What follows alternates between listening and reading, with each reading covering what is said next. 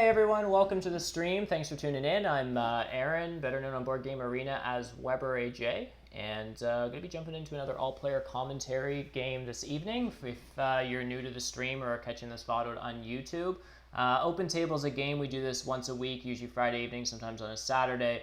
It's a 4-player game of Terra Mystica played on training mode, so no ELO is won or lost. And I get 3 experts from the BGA community to join me, and we just talk through the game openly. So it's like an open hand game of Terra Mystica. We share strategy openly, even if it means that we might be pointing something out that someone could leverage and beat us. The goal of the game isn't to be strictly competitive so much as it is just to sort of share what we're thinking and what we're seeing as sort of the game progresses.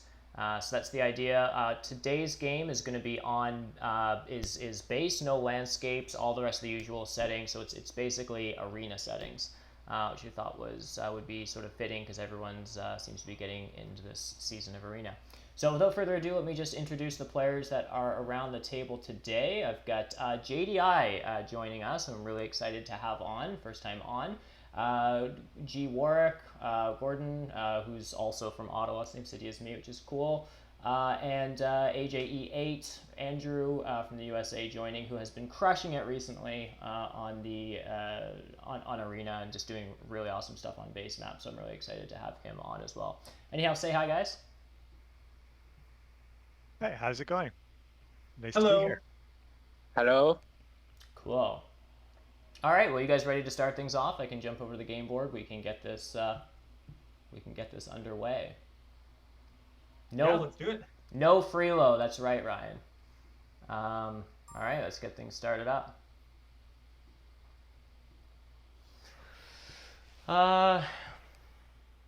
Cool. So given that I'm in first seat, I'm going to think a little bit about what faction I want to toss in. But just while I'm thinking, someone later on in the seat order, do you want to help break down the setup? Maybe Andrew, since you're in fourth seat, do you want to give it a go and let us know what you're thinking while I'm having a think here?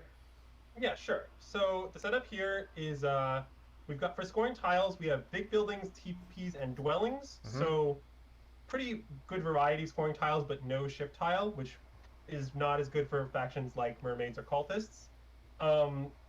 Then in the round tracks, we have double dwelling rounds the first 2 rounds. So factions that can do a dwelling rush, or even like a slightly late dwelling rush with them being in both rounds, are much more appealing in that. That's like witches, mermaids are some examples of those. Sometimes even nomads, but that's weirder. And then round 3 is big buildings. That's often favorable to nomads. I don't know, maybe a few other factions, alchemists like it round 3 big building round. And then the last 3 scoring rounds, there's like a round 4 TV round, which is a little early. Round 5 big buildings, which kind of, if being redundant, isn't going to be big scoring. And a round 6 temples, which isn't great for most factions, but Chaos Magicians and a few others can exploit it. So on the whole, I think a track that really promotes early explosion and doesn't give you that many opportunities for late scoring. But the pass tiles do have plenty of points, so it's still not like a low scoring game, if that makes sense. Yeah. That's kind of what I see on the track. Yeah, no, that's great. I see one other pretty key thing here is the first 4 rounds only actually cover 2 cult colors. So someone like cultists, for example, can do quite well here. Chaos Magicians can easily get to 4 and fire pretty quickly too, and 4 in water by the end of that one with their double favor bonuses.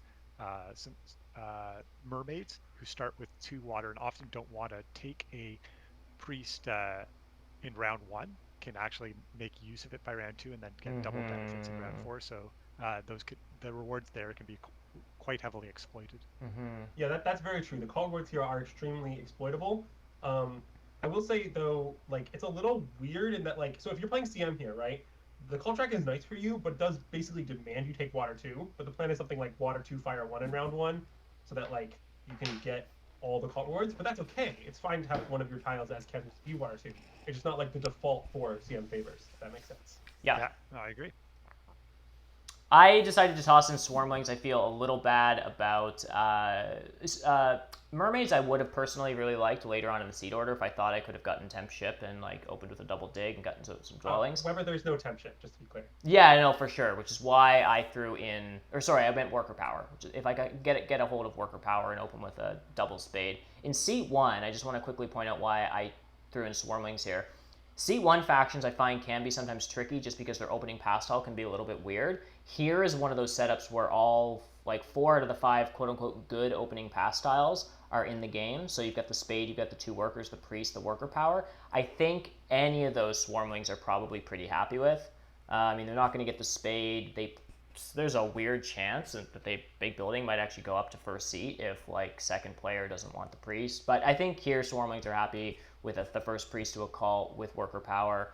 The ship scoring's not in, which can be okay for them, but not usually on base map. And like both bonus tiles are in. The late track is kind of a mess for scoring. This looks like a game where they just try to get their sanctuary out in round 3. That's roughly it. Anyhow. Yeah, I think Storm's a totally reasonable choice here. I will say, yeah, personally, I probably would have put in Chaos Visions in seat 1 because they can actually use the worker, the coins full step. Yes. But, yep. I'm also totally fine with this. I mean, I'm not. there's never really a wrong or right faction put in at any point. So yeah. Yeah, totally. JDI, what are you thinking? And then, sorry, we'll get to you, Gordon, one sec. I think Mermaids is good here. Because the first 2 rounds, the dwelling points. Yeah. It makes that the dwelling rush is a good strategy here. The only also the downside to Mermaids is that Swarmlings are in the game. I'm sorry to have done that to you. That is true. That's my fault. It's a major downside, though. So there you go. So I will choose Nomads here. Nomads? Yes, because blue is in. So I think Nomads will get benefits that they get a lot of leech from the blue. Right. So I hope you guys know what I'm going. Sometimes Nomads can do a game that is also building a lot of dwellings in the first and the second round. And then the fourth round is the TP 3 points. Mm-hmm. Mermaids has the ability that build a lot of TP in the same round. Mm-hmm. Yeah, that's definitely true. Like Mermaids can build TPs a lot earlier than most factions, partially because they can get out so many dwellings. They can like backfill dwellings they're unbuilding pretty quickly, and that does tend to help in a double dwelling kind of setup. Yes. To be clear, what I'm putting in here may be obvious to viewers who have watched me play basically any game of Terra Mystica in the last 3 months. Alchemists? Yeah, Alchemists. So I'm kind of obsessed with Alchemists at the moment. The reason being, the reason why is that I think a lot of players aren't as good at Alchemists. So I think mastering a faction that's like lesser played gives you a competitive advantage if you always put them in. Because like it'll just be like, imagine that the correct bid for them is like 3 points lower for you than for everyone else. That's just like an edge. Yeah. That's sort of the point. And so I put Alchemists basically whenever they're playable, and I think they're playable here. I mean, basically because there are 3 scoring tiles. They're not exactly the optimal scoring tiles, but that's okay. They're still pretty good. There's round 3 big buildings, which is right when Alchemists want it. That's right when they want to build their stronghold every time. Early dwelling rounds are great for them. They're going to build a lot of dwellings in the early rounds anyway. Might as well double score for them while we're at it, you know? And yeah, if the economy is explosive enough, which I think it could be here, you might be able to manage some TPs in round 4, which is the plan. Now, obviously, that might take some doing. It depends. And the other thing is they're going to be part of the Leech Party, because whenever it's Nomads, Swarmlings, Alchemists in, the Leech Party is usually C1, D2, D3. Mm-hmm. So that means that like Alchemists will get Leech, which is always nice. So I'm going to put in Alchemists. Yeah. The 2 things Alchemists have going here that they might not always. I think it's a classic matchup. Go ahead, JDI. Blue, gray, and yellow and black. Mm-hmm. You're just pointing out the color wheel that we have, JDI? Yes. It's definitely... Yeah, I think it is a classic matchup. Because yellow and blue have synergy, and gray and black are just very popular on base map, I think you see this wheel a lot. I think the other thing alchemists have here that they might not in some similar setups, there are two things. One is they're in 4th seat, so they're going to get a very good bonus tile. Presumably they're either taking the priest for the explosive shipping start or the dig. Both are very good for them. They'll probably not take the big building tile because they're saving those for round 3. And they can do that while still guaranteeing themselves Earth 1, because it's highly likely Swarmlings are not going to steal Earth 1 from them, even if they, even though they're later on. Sometimes if they're sitting in 4th seat, that means they're sacrificing Earth 1 to get that better bonus tile later on, which is nice for them. Sure. Yep, that makes sense. Yeah, sorry, I was thinking one moment on my bid. So just something that, so this is something that people may or may not do, but on base map, I check Snowman stats for every single game that I play, because I believe it's very informative in the auction. And if you care what Snowman stats say here, engineers are the best by about 4 than nomads in the sort of average setup. Now, to be clear, we actually have to deal with setup at hand, not like a theoretical average one. But yeah. So I'm just taking that into consideration in my bid. So the reason why I agree, in a blank slate, these 4 factions on this map, I'd take engineers. The reason I picked nomads over engineers here was our specific setup. I find that the round track favors nomads a little more than engineers. Engineers quite often like to build up a little first, get a few temples out, and then start exploding their dwellings in rounds. 3 is really nice for them, whereas nomads really like to get a whole bunch of dwellings out, and that round 3 big building for them is pretty much exactly where they want it. Yeah, to be clear, I agree with you, which is why I bid on nomads. I mean, I just think there's another problem too for engineers, which is engineers aren't going to get any leech in the early game. It's not that they're going to get no leech ever; they will eventually get leech, but like the leech party is not going to be near engineers, and there's nothing they can do about it. So that's going to really matter. So for example here, right, like let's say that alchemists take the spade tile, which I think is the most obvious, but might not be correct. Priest might be better.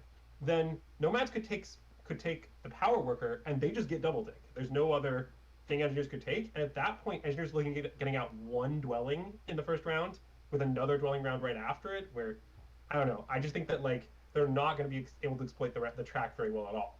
And I think nomads are going to exploit a lot better. So I definitely am with you that I'm bidding on nomads first. I'm one. Obviously continuing my bids on engineers here. There's definitely problems for engineers here. I have been known to certainly overvalue engineers, and this isn't the greatest setup for them. The track's a bit of a mess, but Jekyll, I won't build a sanctuary round 3 if I get stuck with engineers, I promise. But I just sort of view engineers as one of those factions that usually needs to come down a little bit, even like as long as there's no like witches aren't in, like they're not color sandwich, something like that. Like they're in 2nd seat, they'll still get a good pass tile. They probably just start with, I don't know, 2 workers. They can always open double temple, like double dig the following round, get out a couple of dwellings. Like it's going to be a slow start. It's not a great start, but I still, and I could be totally wrong here, but my intuition is that they're probably a few points better than nomads. I'm also a bit of an inconsistent bidder, so I may change my mind throughout, like the degree to which I think engineers are better than nomads. Like, so yeah, I see problems with them. I think they're okay though. I don't know. Right. So one other thing I was going to say about this auction, by the way, is I think this is a short auction. These factions are all close. They're all playable. Like, I think it's reasonable that Alchemist has a faction here. Like, I think that's totally logical because the ship tile's out, and they don't have a last round event that's like they can really score off of. But I don't think they last by very much. And Alchemists are totally fine. They get good bonus tile. They get leech. They get a good opening. Like, yeah, I think the thing about Alchemist is, like, often when we look at a track, we look at the last 2 rounds, which is obviously very important. People definitely score a lot in those rounds. And when I look at, like, big building into temple, this does not scream high-scoring game. This screams, like, kind of a disaster of an end-game scoring on the track. However, the first 4 rounds are kind of perfect for Alchemists in a sense. Like, they probably just get 7 dwellings in the first 2 rounds. They probably just get both big buildings. They probably get a couple trading posts. out in round 4, so that's like, I don't know, do some math there, like 14, 24, like there's 30 points, 30 plus points with the temple in the final round, and 3 pass tiles. Like, it's not, yeah, I agree, it's not like that bad for alchemists. Even though at first glance, when you threw them in, I saw you throw them in, it was like temple, big building round 5. I was like, what the heck are you doing here? This looks terrible. But actually, no, rounds 1 to 4 are pretty decent. There's some pass tiles. Like, it's okay. Right. Like, again, I think they should be the 30 faction. Absolutely. I think that they are the 30 faction. But I don't think it's by a lot. Like, I'm already thinking about when I'm going to go to them. It's like pretty soon. Yeah. If you took them out, I think it would be fairly balanced. The reason I've started bidding on Swarmlings is the more I looked at the bonus tiles, I think there's an extremely good chance the big building tile falls to them, which is pretty darn nice in seat 1 for Swarmlings. Wait, really? I think engineers are going to take it. I think engineers would take 2 workers over a priest any day, especially if that priest doesn't get them like a spit. Like, there's nothing engineers can do. If it was town round 1 and they could toss that priest to earth and then take earth 2 and get a spade, like maybe you might, but that priest is... You're working on the assumption that the first 2 bonus tiles taken are the power and the spade, right? Oh, you're right. Engineers take worker power over... Well... No, I think the spade and worker power are both more attractive to engineers than big building, and I think there's at least a chance a very good chance that alchemists open priest to get to double shipping. Yes, and then nomads take the spade. The reason I'm saying that is the one big benefit here that alchemists have that they don't have in a lot of setups with nomads is they can win the race to B2 by taking the priest tile off the bat here. If nomads beat them to B2, they're very unhappy. There's no temp shipping here, so they don't have to worry about that from nomads, and nomads probably aren't going shipping in round 1. So then opening with that and taking that worry away, which really destroys their game if they lose that, is pretty big. Yeah. And then that means that nomads are probably taking spade, which means engineers are probably taking worker power, because I think they like that more than big building, because that guarantees them the double dig, which is way better for them. In that world, I like Swarmlings. I don't. So basically, I think the main thing that I disagree with you about is, so why do you think spade is worse at racing to B2? Why do I? Can you repeat that? I didn't quite follow. I think they should take spade and race to B2. Alchemists. Yeah. Yep. And that's totally viable too. So like the plan, if you do that right, is you get to 1 ship, you take B2, B3 in round 1, right? And then you go to 2 ship and take E5 and A8 in the next round. That's the plan. And if you do that, I think you race to B2 just as quickly. Now, that doesn't mean there's no downsides. And I think particularly if nomads start on A5, I think alchemists basically have to take the priest. But I don't know if nomads will do that. So. I'm finding all 4 very even now, so I'm having a very hard time deciding. Like even, I'm very tempted to take alchemist here. I guess this is a sign it's a fair auction. I'm having trouble between all 4 bids. They all seem reasonable. I think I think something that's going to have a pretty significant change in how the round 1 works is whether or not alchemists take the priest or not. I think that's going to have a significant change. If alchemists take the priest, nomads take the spade, engineers get worker power, and swarmlings get the big building. That's very good for swarmlings and very good for engineers. If alchemists take the spade, nomads almost certainly just take worker power. Engineers would just rather 2 workers, even if they can't use them this round, than a priest, which means engineers are not getting double dig. They're just getting 2 workers they can't use, and swarmlings are getting a priest to what? Fire? That seems under. Is that an argument?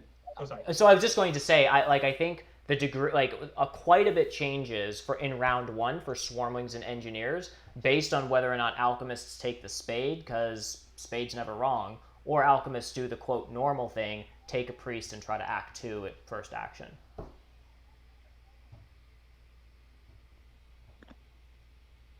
Yeah, I just think that alchemists can make all their opponents less happy at very low cost by taking spade.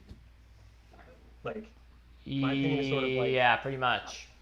I guess what you have to value also is by taking the spade, even if it was equivalent to the priest, denying the spade to the table is pretty darn valuable.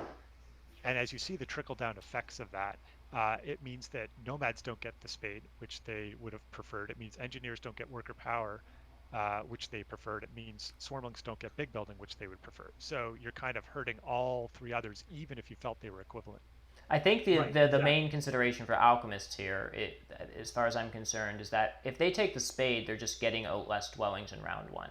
If they take the spade, let's assume they still get Act 2, that means they have 1 shipping and 1 dig. So it looks a lot like they start on C1, they take B2 and B3, which is obviously great for connection and anti-nomads and all that kind of stuff, but that looks a lot like Temple 3 dwelling versus the double priest open, which starts on C1 or E5 and jumps to the whole, so it's like Temple 4 dwelling.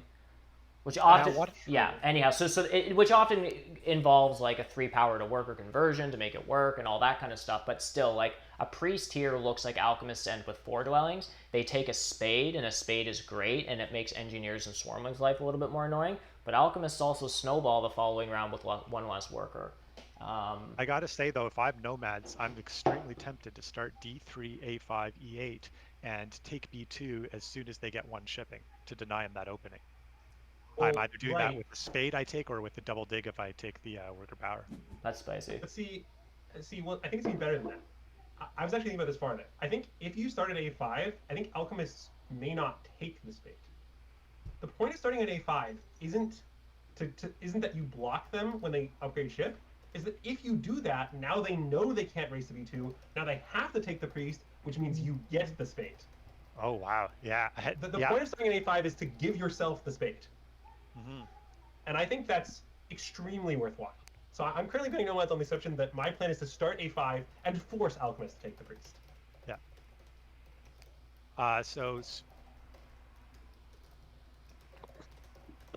Yeah. I'm also concerned swarmlings are underbid, unrelatedly. Swarmlings, like they're just fine. Stay away. Well, so okay. Here's what I like about swarmlings here. I think the track is swarmlings. Like, I mean, that's all. The track I think is basically not pro swarmlings. I think the track just doesn't play into the game at all. But swarmlings don't really care about the track, so whatever. There's temples in the last round. That's nice for them. There's a round 3 big building, and that's it. The rest of it's kind of blanks. But what's nice about swarmlings here is, well, I think they have a really shot at winning like all 4 cults. Yeah. Like no one, who else is playing cult here? Like alchemists won't be. They just won't be. Like engineers, maybe they'll fight on Earth or something. I don't know. There won't be a lot. Nomads might try to win a cult, maybe, but like at the end of the day, I feel like they're winning 2 cults guaranteed, 3 to 4 very possible. And so that's pretty appealing. And I mean, the TP tile isn't going to be contested a lot early. The big building tile won't be contested till round 3. So like they'll get onto it around 2, like possibly. Like I don't know. I see it. That's I guess what I'm saying. I think they definitely get the big building in round 1 or 2. Even if they whiff on round 1, they're going to have a longer turn than engineers and take it from them. I think. Really, even though they're directly in front, that would be spicy. Well, because nomads and alchemists are both kind of going to want to wait till round 3. And they could do in round 2. That's fair. I think it'll float. Engineers will end their turn, and swarmlings will have their classic long round 1, do a couple more things, and then still be able to grab it. I think there's a good chance.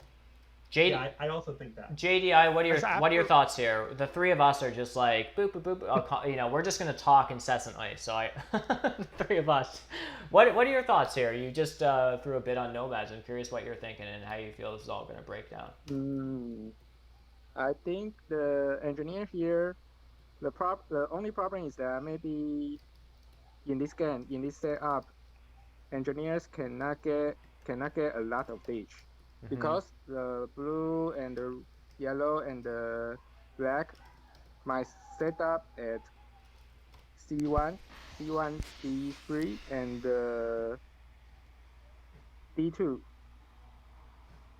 And then maybe the engineers cannot get a lot of lead from their usual start point. Right. Start spot. Yep, fair enough. So that's why I jumped to the nomads. I'm gonna throw out a hot take here, but I'm not sure engineers are better than nomads or swarmlings. Wow. Well, I'm second guessing whether swarmlings are like I don't think engineers are better than swarmlings. Although I just bid them down. Like yeah, but I think my bids aren't the problem is that if they cannot get a lot of lead early, maybe engineers is not so good here. All right. Yeah, I'm bidding swarmlings a bunch now. Those alchemists are starting to look pretty damn good to me. I mean, Andrew doesn't have to be the one to play them. I mean, I would love him to play them, but it's also like one of us could. Well, yeah. Well, what I can tell you is when I watch other people's games, it does seem like I end up jumping to them very frequently. But my worry with them, as always on base, is let's assume it plays out as we've been talking about, and they start with the priest. With this with fire and water rewarding twice, people are going to be more interested in the priest action than they normally are. If they don't end up with the priest action, they're almost forced to take a 5-power priest, which is a lot less tragic for them than anyone else, but it's still really inefficient. And they're basically going to be forced to do it because opening any other way is going to be brutal. Well, that's true, but Swarmlings could just take turn 1 priest action if they're worried about that. Got some feedback on Discord, guys. I'm not sure if someone is playing without earbuds or something, but I feel like I can hear me and whoever else is talking through another channel. JDI's end. Oh, okay. JDI, did you just yank out earbuds or something? Oh, there we go. I usually change my mind during the bidding. All good. Yes, I usually change my mind during the bidding because I always thinking about if I choose this fashion, which strategy should I go for? I usually think about that.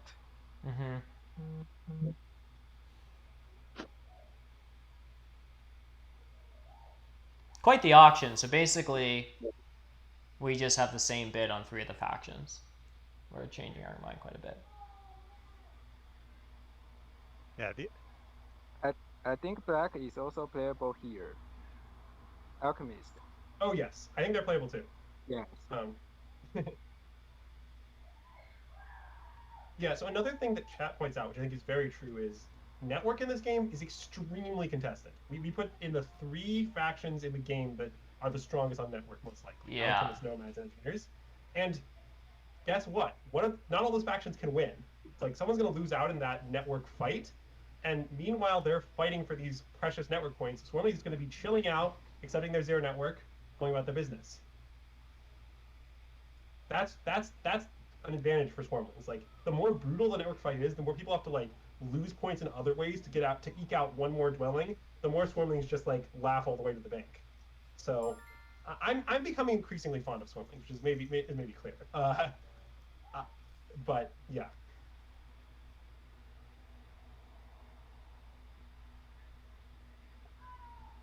One interesting question, by the way, we haven't touched on at all is where is Swarmling's 2nd dwelling going? I think there's a few good options here. G6? I just assumed it was G6, D2 every day. It depends a lot on where Alchemist's 2nd one goes. Isn't it just G5, C1, Alchemist, G6, D2? Like, I was sort of expecting the most... The only thing that seems like a variable here is Nomad's classic 3rd dwelling. Whether they go A5 and are committed to taking B2 from Alchemist, or whether they're going B4 and mucking with their connection later. Like, what? Yeah. Correct me if I'm wrong, but, like, basically, like, 8 out of the 9 starting dwellings I thought were pretty obvious. Yeah, so to be clear, I also don't think Alchemist starting dwelling is particularly interesting. I would play G5 every time in this setup, and I don't believe it to be close.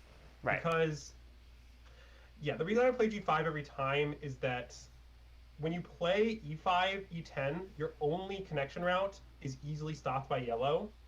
But by playing G5, you have access to the south connection route, which maybe you don't get. I mean, maybe you still end up connecting north, but having a plan B is really valuable as Alchemist, because connection is so important and so fragile.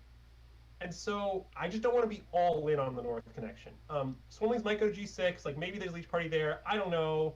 I don't think that's too important. Like maybe they'll take my Brown Hex away. Whatever, I'll still town. To me, like I think G5 is the clear 2nd go.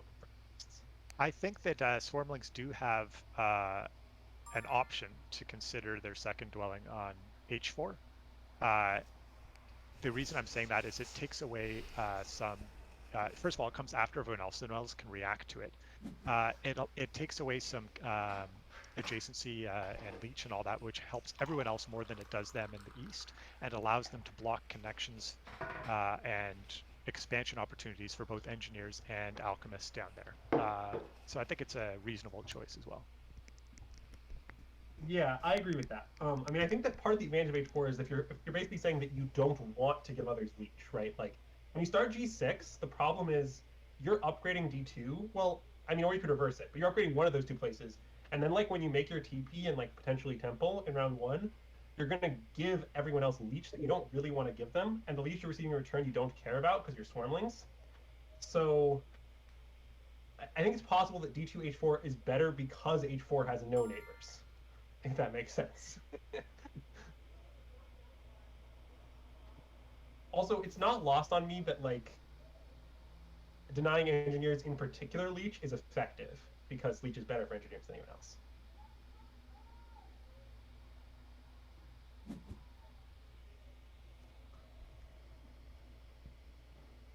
Okay, you're really asking me some tough questions now, Weber. Questions like how much better do I think Swarmlings actually are than nomads? I don't really know. I'm a bit guilty of bidding on what I want to play, which is not what auction is meant for. But Yeah, I mean, if I were doing, which is the best. pardon? What was that, JDI? I say that I really don't know which faction is the best here. I don't know.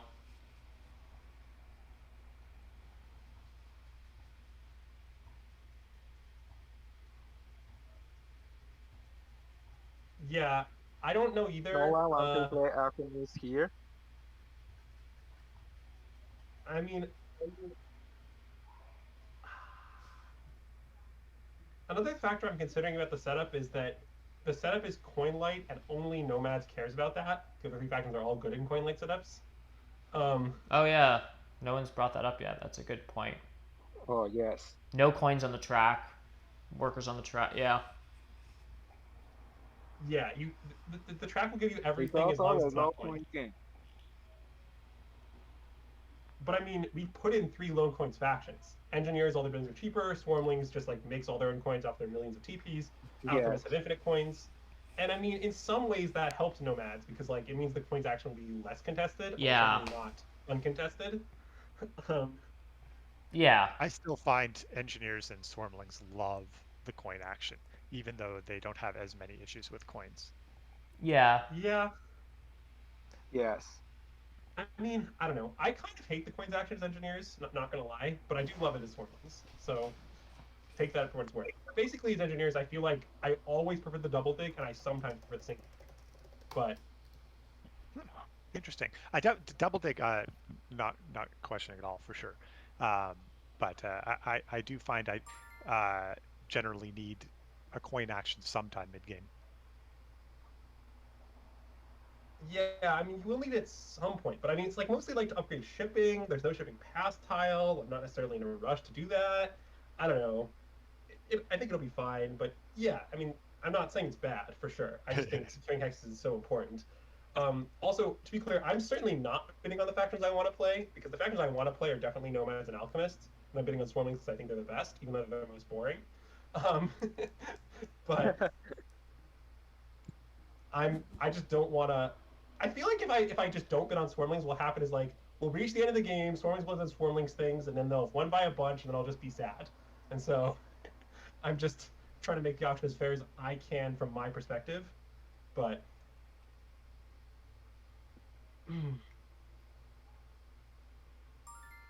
I understand that not everyone agrees with my evaluations. Like it's clear that I maybe think Swarmlings are better than you guys do here. I think it's great. I don't know. I think they're better. I think they're good. I don't know how much. Okay. I'm getting so close to Alchemists. I I don't about- think much. Oh, I think Andrew's think on I'm at- Alchemist right now. Yeah, I think I'm going to Alchemist right now. Yeah, I think we all committed on our last bids. I felt like everyone jump over the thing they're actually going to play. I told myself I was taking Alchemists, and then you convinced me to put one more in Swarmlings. Well, basically, my mental number was that I think Swarmlings were like, I don't know, 15-ish better. Maybe only like 10 or 12, somewhere between 10 and 15 better. than Alchemists, and I think that's best to worst. And I'm also biased towards Alchemists. I really enjoy playing them. So because I was biased towards Alchemists, I felt like 13 was like fair, even if I think maybe you should be a few points more. But that's kind of where I'm at. Like, I also think Nomads might have been a better deal than Alchemists. I'm not really sure, but I'm just playing what I enjoy at this point. I think all four have. I think this is a fair auction. I think all four. I don't think anyone got screwed here. Yeah, I think it's pretty close as well. I just think these factions, there's like, and I don't think this is true of every setup to this degree. It's always true in every setup to some degree, but I think this is one of those setups where the way that rounds 1 and 2 will break down will really have a big impact on stuff, basically. Like, in this auction, like, I know that you guys are upgrading in the corner in the west, as you should, but, like, in some auctions, this is one, like, you don't know who's playing Swarmlings. They might just upgrade G6. And then, like, the evaluation is completely different, because then engineers don't really have problems, right? Like, there's a lot that can sort of change. Oh, agreed. If I thought the Leech Party would be F6, G5, G6, I would have probably been more engaged. Yeah, that's a several point difference. I think there's also, if JDI goes B4 here, correct me if I'm wrong, I think that suggests Alchemist will probably just take the Priest. I think I don't actually know, if JDI goes on A5, then does that suggest Alchemists are more apt to try to dig B2, which means I don't get double dig? No, it's the reverse of that. It's the exact opposite. That's how good at this game I am. Go A5! So the situation for me is I want to take the spade if I can get B2, but if he goes to A5, I can't raise him to B2. So since I can't raise him to B2, I don't want the spade. And so at that point, I just want the priest. So basically, if he plays A5 here, I'm going to take the priest, and if he plays any other dwelling on the entire map, I see. Now here's an interesting scenario. What if Nomads goes A5, takes worker power, and double digs B2 and D5? Now Alchemist has no good way to get two dwellings. I assumed that's what he was doing with his F3 playthrough. Yeah, that's bad for me. And I think it's really good for Nomads. A5 here. Yeah. Yeah, well, I mean...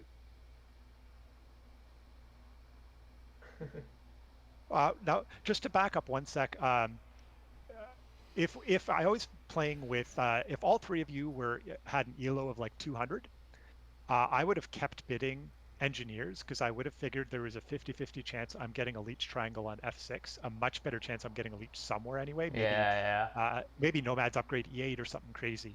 The reason I didn't bid them more was because we're all good players here. I'm assuming that neither Swarmlings nor Alchemists are upgrading right next to him right away anyway. That's right.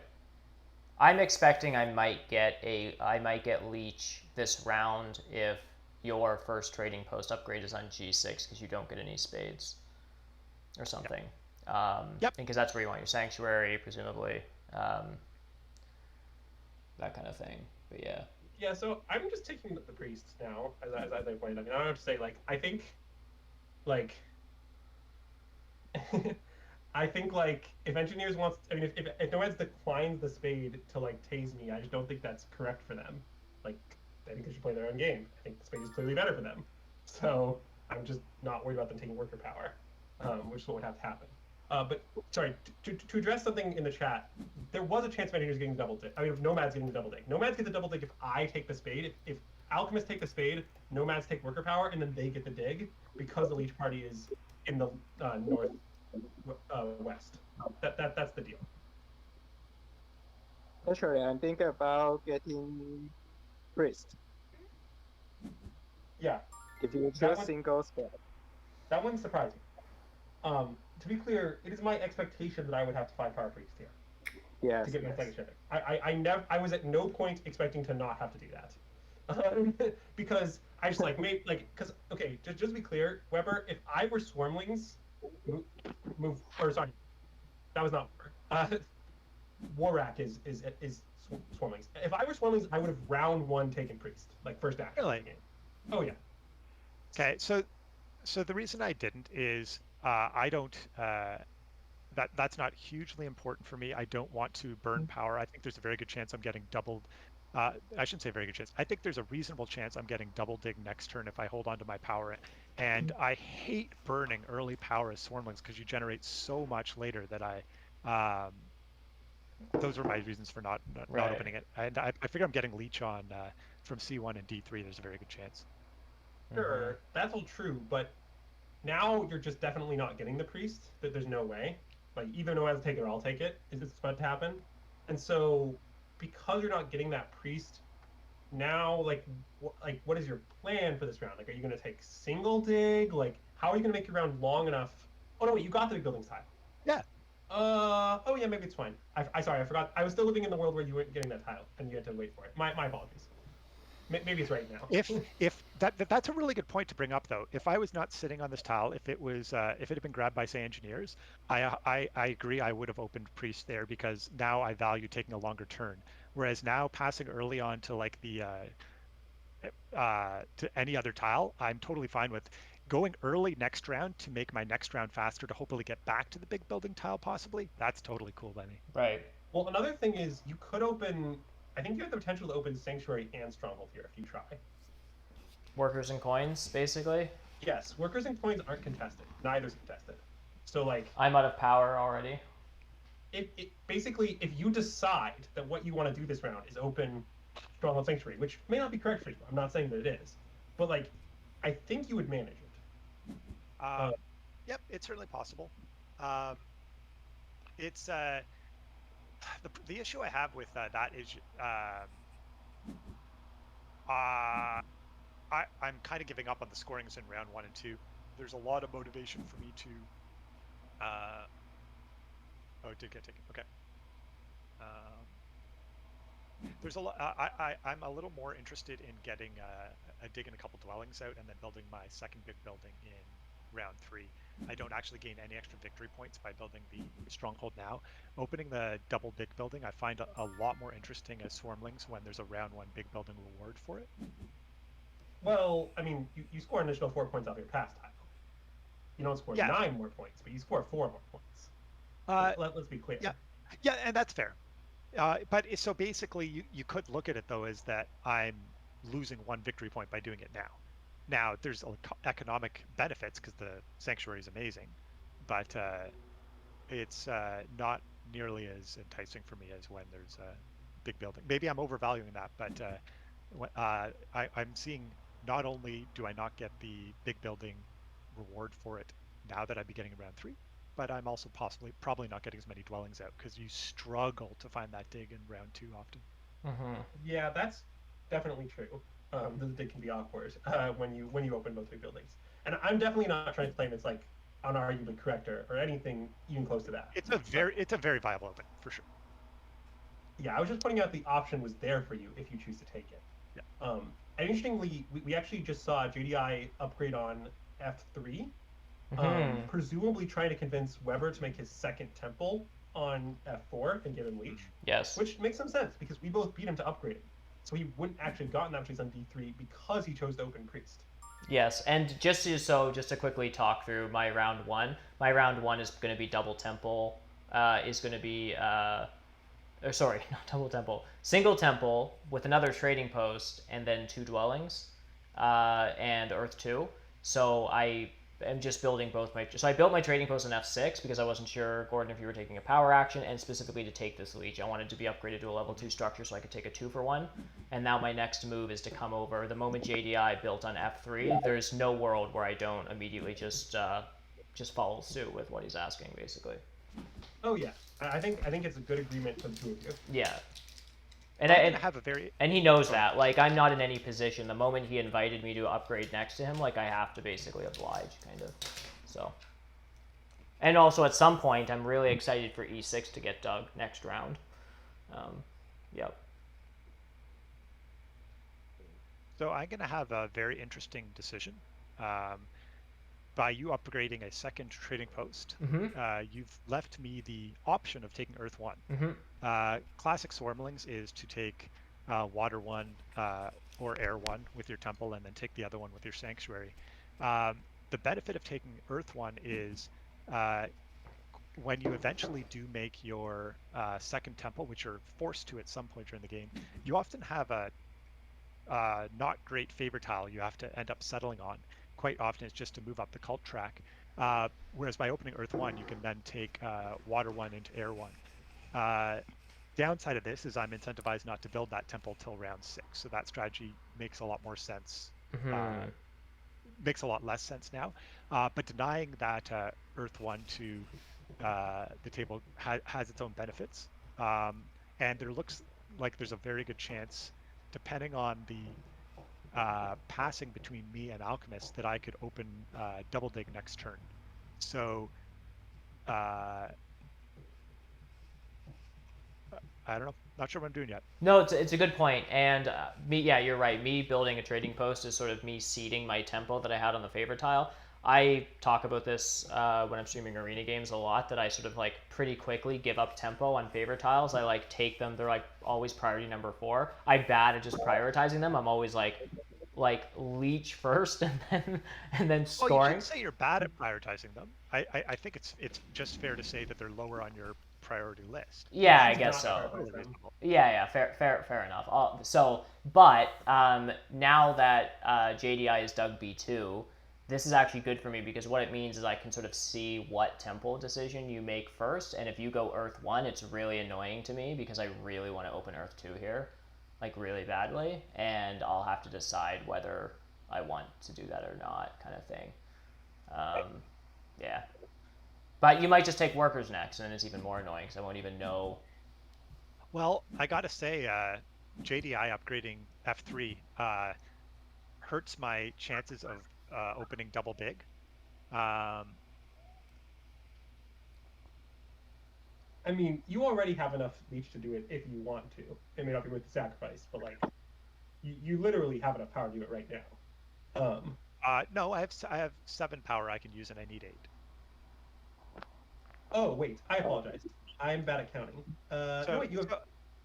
Yes. Now, presumably, F6 is turning into a temple at some point this turn. So is it or F4? I don't know. Yes. I can't. I don't have enough coins to do 2 temple dwelling. True. It has to be 1 temple TP 2 dwelling. So I have a few options. I could. I'm looking at. It's not unreasonable to pass for Double Dig here. Yeah. If I don't, I'm looking at what else alchemists are up to this turn, and there's a very good chance they're done and they're about to pass because they want to open Double Dig next turn. Okay, just to be clear, I'm not going to pass, but I'm playing a 5-power priest upgrade trip to 2 buildings. Yeah, okay. Absolutely. I could also single dig if I didn't want to do those things, but that's my plan. Like I'm gonna build the dwellings. I mean, I'm not gonna not build it. Yeah, priest is too valuable to me, so I think I will do it. So then the question just becomes, the reason I'm delaying the power actions is none of them are absolutely required for me this turn, and I want to burn as little powerly as possible. Sure, that makes sense. So despite what I said, I think I will go Water 1. Oh, I think that's quite a wise choice. Instead of Earth 1. Again, it's because if I take Earth 1, it's because I want a temple like round 4 to get that extra, which I don't with the temples being last round. And it also puts me at 2 on water, which means I'm probably not building my sanctuary at this point if I'm not making it this round till round 3. And I really want to get to the 4 spot on water next turn for the extra priest. By getting to 2 on water right now, I don't have to get the 3 spots to get that reward, which is really nice. Yeah, I think it makes tons of sense. I think it's better on many. Like, I also think another factor here is sometimes you take Earth 1 because either there's a late dwelling round and you need to build dwellings like when you normally wouldn't as Swarmlings, or there's a chance that you can actually score network points because it looks like someone else might disconnect it or something. But against this series of factions, that's just not happening. Like, there's no way you're scoring network points. There's no late dwelling round. What I think of as the incentives to go Earth 1 are not here, and so I think what you're doing is like clearly better here. I always love the idea of trying to deny someone who just assumes I'm not going to take it. You know. Oh, but here you're denying nomads, and I don't think nomads actually cares all that much. I mean. Obviously, I think nomads would prefer to have Earth 1, but like in a low coin game, they have plenty of dwellings out. Yeah. Like, they just take Fire 1. Like, aren't they totally content with that? I think so. JDI, what are you thinking here? You've done some interesting stuff this round. You've upgraded next to me. You took single spade. Because I think I get a single spade bonus. So my first move, my game plan is that I take the price, use the 3 power, and I get a price. I'm sure that I can take the 3 step of the fire culture, and get a bonus here. Because I think that the alchemist might upgrade their shipping to make their dueling rush make true. Yeah, makes so sense. I think I can put my price to get a five cartridge reward. Yep, makes sense. So I see myself having the coins action and worker actions are very good to me. But if I take either of those, I no longer have enough power to guarantee myself double dig next turn. And I really like double dig, especially since it's taking away the possibility that nomads can get it, and they have a great spots for double dig right now. So I think I am passing on to it, especially with the dwelling rewards next turn. Getting a couple dwellings out could be very nice. So then my pass tile choices, I'm not going to take the, it's either the straight coins with cult bump, or it's the trading post tile. I'm leaning slightly towards the cult bump because I'm going to already have enough workers to get out 2 dwellings, which is 4 workers. So I don't need that extra worker. It's worth, the trade post right now is only going to be worth 2 points, so that's not too significant. I think I'd rather the 3 extra coins and the cult bump when there's, I'm going to try to compete on all the cults, and there's double rewards coming on a lot of them, so I think there's a lot of value in that. So I think that's what I'm going to do. That makes sense.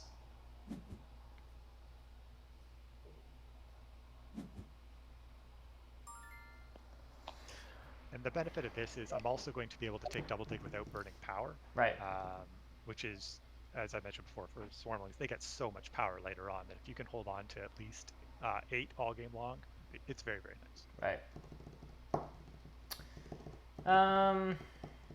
So I think now, if you would have taken workers, I would have upgraded on F4, just because I do obviously count people's resources in round 1 to see what they can do, and wouldn't, if you were trying to make a play for Sanctuary open, I probably wouldn't have built next to you, Gordon, which is odd because normally if there's 2 people that you want to give Leech to, like Swarmlings, you give it to Swarmlings because they can do less with it. The other thing I'm thinking about is what does Andrew do with 1 extra power? Well, with 3 extra power, he can get out an extra dwelling, but he has no way to get it. So I'm just going to give the power now to you guys as opposed to JDI. So I just do this. Yeah, makes a lot of sense. And then I just take Earth 2. And to be clear about the situation, I think Swarmling's opening here is very good. Exactly on plan. Definitely what I would have done in DreamWorks X seat. I also think it's exactly what I expected. Well, I guess I wasn't sure what their pass tile would be, but given that they got the 2 worker pass tile, this is exactly what I thought they would do. So, yeah, I mean it's very good, and also expectation.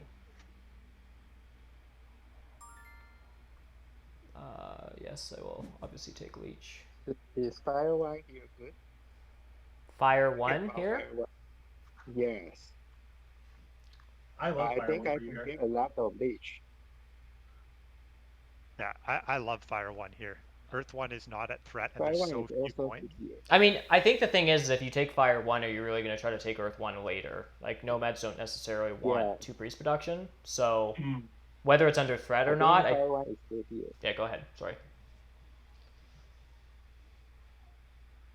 I'm always looking for an excuse to take Fire 1, but low coin games are good excuses. I take them in high coin games because I still just want more coins. I actually think this is a clear Fire 1 for Nomads. I think that's a very good choice. Yeah, I think Fire 1 is clearly right, and I think it's clearly right because what Fire 1 does for you here is you actually might want to build a second temple in this game at a reasonable time frame, partially because the cults are wide open. Like Yes. it looks like JDI is like already kind of making a play at fire. Like maybe he can make a play at one of the other cults, like perhaps earth or air, because water was likely to be fought over pretty heavily. But like he maybe could win 2 cults, which is awesome. And even if that doesn't happen, it could be a round 3 stronghold. Like I understand it's a little bit tricky to manage, but maybe he does that instead of the sanctuary instead of the stronghold. In which case he gets Earth 1 then. So I don't know. I think Fire 1 just looks great on every angle. Yes. So my options here are, like, my next round, it's not really clear what's happening. I assume I'm probably not getting spades.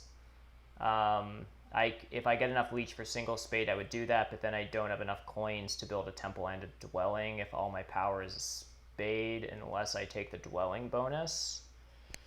And Gordon takes double dig. I pass first, but I don't get any leech from Gordon, so I'd probably send the first priest to water and then get a leech, and then would take single spade when it comes back to me.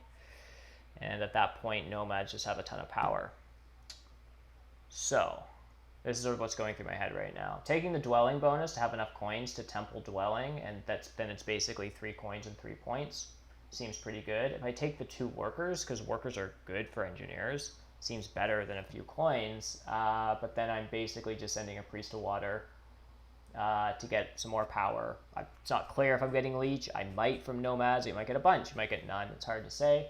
But I can at least generate enough power for myself just with my priest to get out a temple, and then that would basically be it. And then I wouldn't, like, those workers are nice, but I'm not really using them. So this is sort of one of these key moments in engineers that I never really know. Like, I want to take 2 workers because workers just feel better than 3 coins, but I kind of need the coins right now. So anyhow, I mean, I think you'll have access to a coins action if you want it. But it's true. I just think I need spade. Well, I guess I could upgrade ship then with a coins action and get another dwelling. I mean, the dwelling is points for me, but it isn't anything extra economically. yeah, I guess the single spade is just 2 dwellings, so maybe that's a better use of your power in a dwelling round. I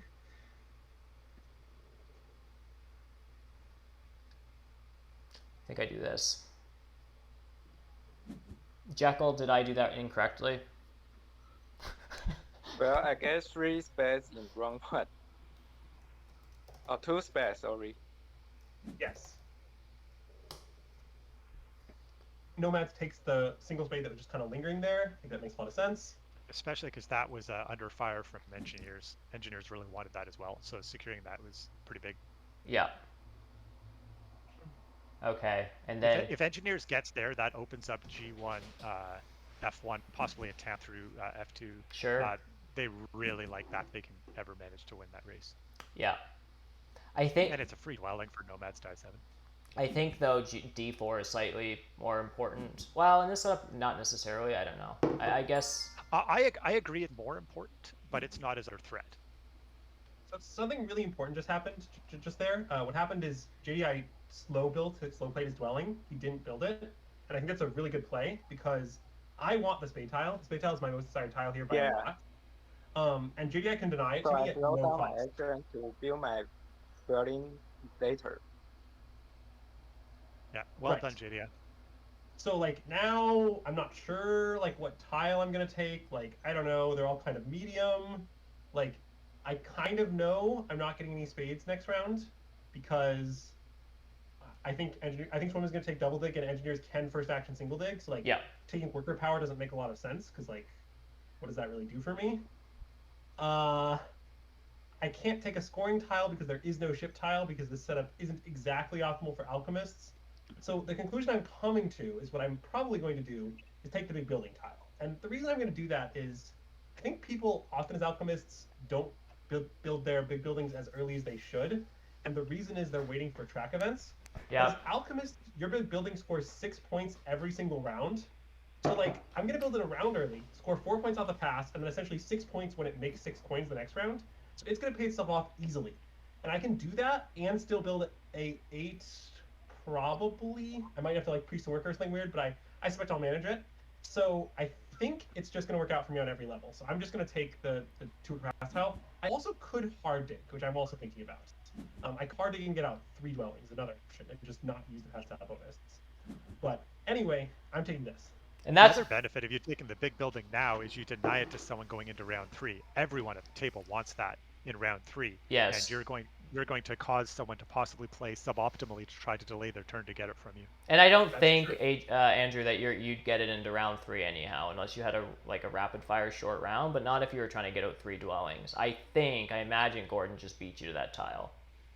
Yeah, well, I considered the round where I build A8 and immediately pass to it, which I'm pretty sure raises.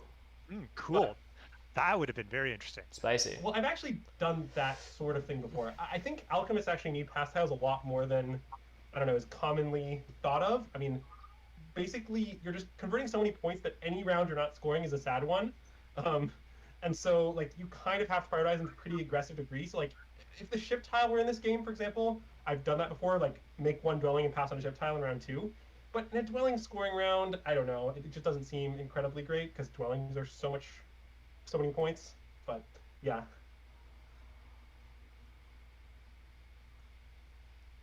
I'm thinking about price for 3 power here. I mean, if you take priest, it sort of farthers this like culting nomads plan you have going. But I don't know if that's the route you want to continue down on. I don't know which is the better. Someone in chat mentioned, JDI, that if you take worker power, Gordon can't open with a coins action because then you could take double dig. Yeah. So I don't think you get double dig. It's more just like, I think, a bit annoying for Swarmlings here. I mean, that's certainly true, Webber, but ultimately JDI should just like play zone game, and I don't know which is better because zone game is close. Yeah, just keep that in chat. Yeah, no, now I was really hoping to open coin, and I'm pretty much forced into double dig now. Yep. Nothing, way to get around that. Yeah, I was still opening coins otherwise.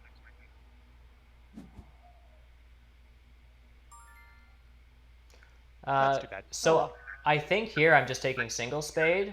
I'm declining build because I'm actually going to greed out some points. I think I want Earth 1 before, if I can still get it, before I build my dwelling. And I think, as sad as it is, I'm going to take D4 this round just so that it doesn't get... I don't know when my next spade is coming from. I don't know when my next meal here is as engineers. So I want D4. If I build on D7, I don't have enough juice to actually... unless I priest to worker, which I guess I could do, to build onto C5. So anyhow, for all those reasons, tell me if you hate this, but this is my play here. I'm pretty sure I would have dug D7, but I don't know if that's right for sure. I mean, the point of it is just like D7 is 1 more dwelling this round. Like, I don't know how soon Nomad's actually getting to D4 because Nomad's getting no space this round. It's like maybe they hard dig E6, but like, I don't know. I bet you could raise them to D4. That's kind of my analysis. Maybe that's a little too wishy-washy. Yep, fair enough. For the record here, I'm going to do something that I almost never do as alchemists, which is I'm about to send a priest to the cult. Because if there's one thing alchemists want, it's priests. So if I can send a priest and get a priest back, you sold. I don't need this priest round. It also gives you the dig. Yeah, I think that's a great move. It denies it to me. Ah, you did take the coins. All right. Those are my 2 moves: priest to 3 spot on water and the coins. So now, sad face. Okay. Well, to be fair, like, I don't know. The dig in round 4 or whatever is probably a worker from my perspective. But that's fair. That's fair. But it is a worker. I like all the workers you can get. But yeah, you're right. It's not as key for you as everyone else. I mean, it's not nothing. It matters. Like, obviously, I'd rather have a worker than not have one. But also, I do see you chose to dig F7, or H7. This was not unexpected from my perspective, but it's a little annoying. It means I'll probably bridge down to H5 at some point, or whatever. Maybe I'll even take H6 if like I'm in a tough spot. I'm not too worried about it. I'm in no rush to found my towns. There's no early town around this game. So the reason I prefer H7 to F7, a couple reasons. It makes your life a little harder, whereas engineers don't care about any of the ones up north. I want to give, I'd much rather give you leech than engineers leech.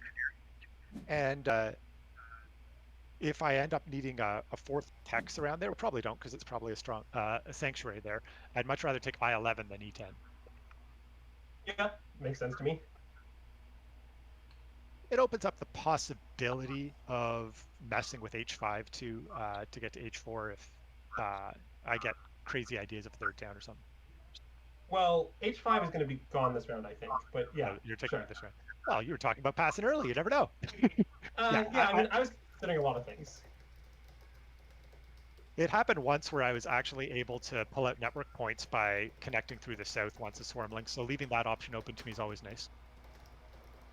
Yeah, something that is nice about G-Sex or H4 starts as Swarmlings is you have a third town pretty easily if you end up in a spot where you have like a lot of stuff. JD, I think you're echoing again. I'm not sure why. I'm thinking about passing to get a single spade. Passing for a single spade? Or to upgrade ship.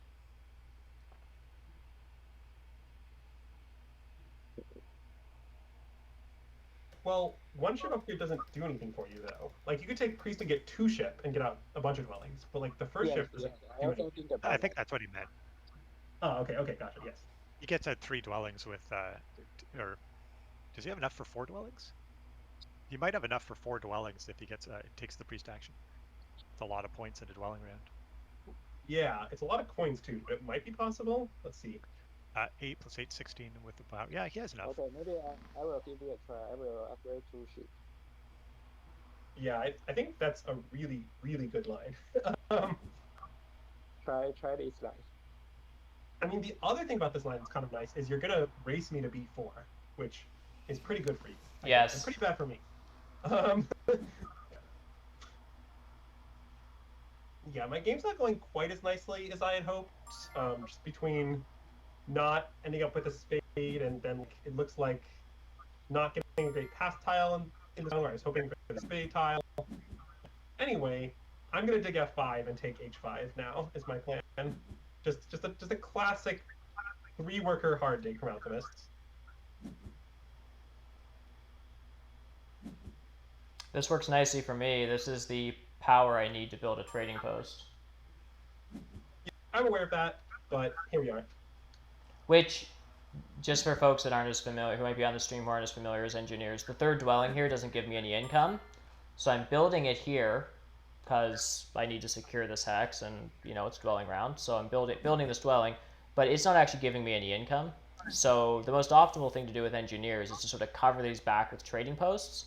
And although I'm on the trading post tile, I'll actually pass with 1 fewer point. It's essentially costing me a point to build this trading post, but it's giving me 2 coins and a power. And there isn't a universe or setup that exists that I don't think engineers would pay a point for 2 coins and a power. So anyhow, for all those reasons, that's the play. I'll down convert 2 power to coins and build a trading post on E9 because that's the only spot I can do it cheaply. To be clear also, when you say you didn't have enough power for the trading post, technically you did. What you mean is that you don't have to sacrifice under 6 power as a yes. Which you they enjoy the double dig action more than any other faction in the game. So that's what he meant by he now has enough. Yeah, thanks for that clarification. It doesn't even dawn on me like that I have any other power until up until round 6. Like once the double spade action is gone in round 6, then I'll burn down. But you know, even up until round 6, it's like, can I sneak out 2 more dwelling? Like you're always looking for that dig action. I'd love to pass for the spade here. Yeah, I thought you might. I don't know if you're going to or not, but I'm going to pass for either the spade or your dwelling tile is where I'm at, and I'm happy with either. Because otherwise I'm getting a big building bonus, which is 0 points, and a block. The block is annoying, but it's just 2 workers for me. So I can pay a point for 2 coins and a power and end up with 2 workers. Or I can take a spade and just open next round with double dig and get out more dwellings. and then I have a spade, which, what do I actually do with? No, I think what I do is I pass with a spade, I open with a coin action, and then I just dig d7 and I build out 3 dwellings and stuff. Can we appreciate that Alchemist has twice as many points as anyone at this point? Yes. So we can appreciate that. I'll allow it.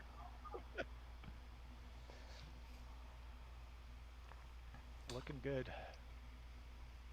I think that's what I do here, because you know, engineers can survive on fewer coins than other factions, but they also need coins, and a 7 coin action is better for engineers in a sense than it is for a lot of other factions because they can do more with those resources. It's also a block to the table. Every power action, right? So,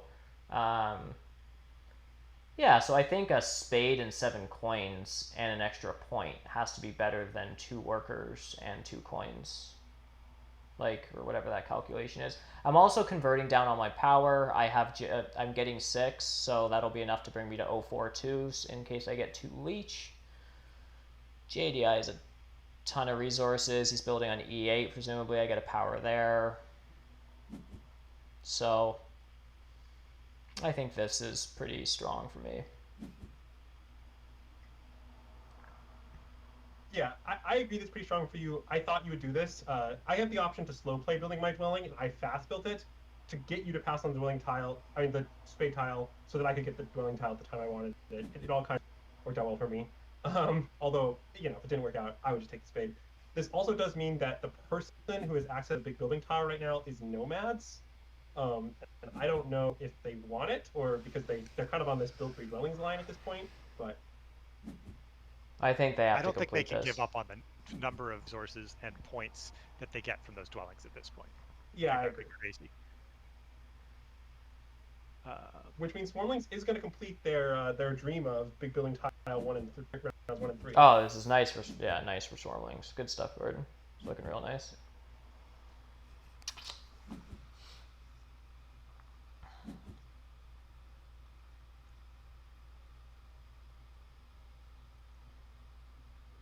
I'm ruining not taking those coins now. And we talked about whether I should be taking the coins power action in round 1 or not. I'm certain now I'm coming back to rue it though, because I'm not going to get it in round 2 or 3 either, and I'm going to have to convert a lot of raw power to coins to make my sanctuary. Yeah. So I don't know if securing the double dig was worth it or not, but what's happening. Yep, and Nomads does manage all 4 dwellings, which I basically think means Nomads is winning, right? As of now. But I think they only looks pretty strong, yeah. 3 out. Oh, G4, yeah, okay.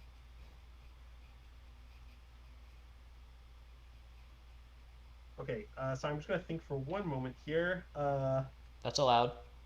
I'm not too sure what I'm gonna do with my round at this point. Because Nomads end up on G4, which I think did make sense, but I didn't necessarily expect early in the round. Yeah. Where's that stronghold going? B3? That's risky. Good question. It might be E5. Really? It's a little dicey. Anyway, you slice it. I'm also trying to figure out. So, I could take a single spade here if I wanted to. The point of that is I can secure E6 against Nomads, and then I can stronghold in the center there and build the E4, E6, E5 town. Or the bridge down of C2. Just to be clear, you would build E6, put a dwelling there, and then build your stronghold on E5, not on E6. Probably. Yeah, you said upgrade in the center there. I thought, you just meant in the center in general. Yeah. Yeah. Sorry. And that line is kind of appealing to me. The problem with that line is it means I'm not fighting for my connection in the north, but I think I can figure it out. Like, I can still connect through like C4 or D6 or D5, or I got like lots and lots of connection backup plans. The other question is, can I greed for the double dig? And the answer is maybe. If Swarmlings doesn't want it, but I guess Swarmlings probably does want it. Well, except you don't have a good place to double dig. You're gonna have like F7. Doesn't seem good.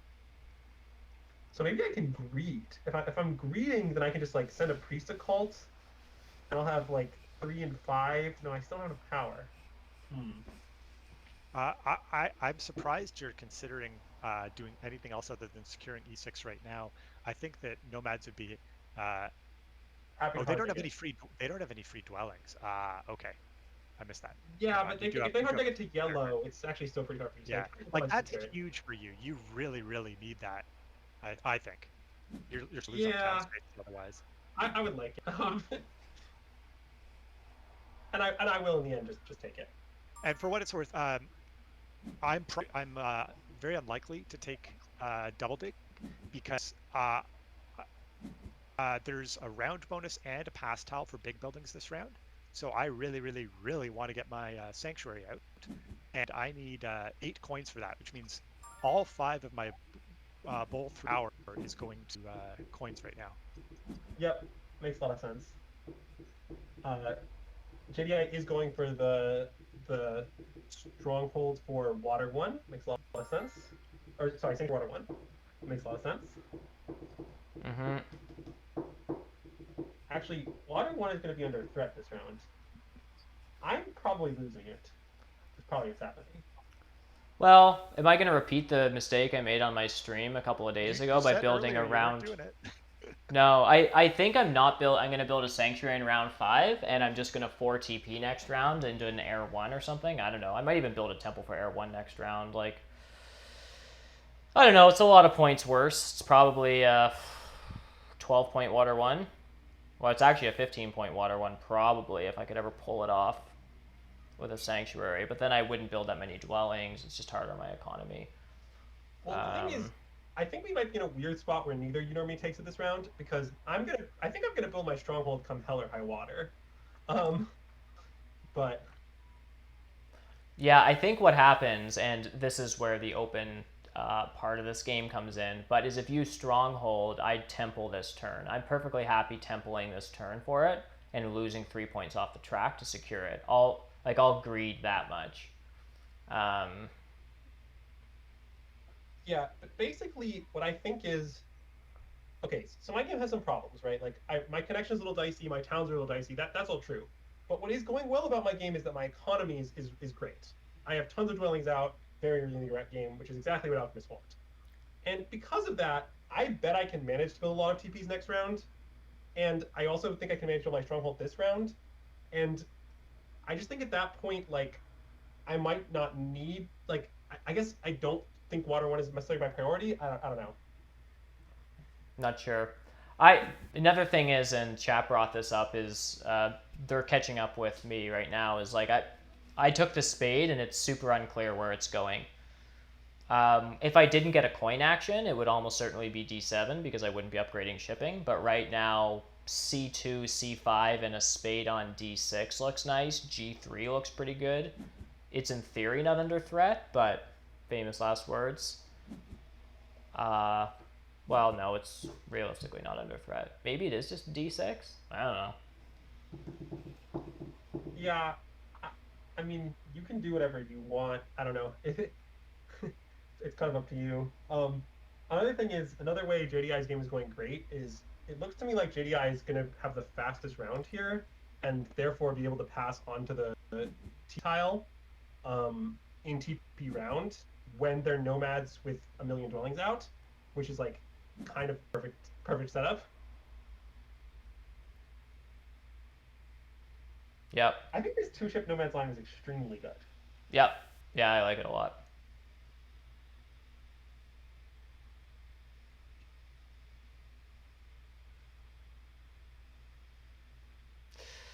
So, Silver River and Chickens want me to upgrade ship. I assume they mean again, which means spending 3 power on a priest and 4 more coins and getting G3, H6, I9, C5, C2 out. That's good. It may come at the cost of a town. JDI is sitting on 6 workers with an income of 11 and 2 shipping, so he can easily knock these out.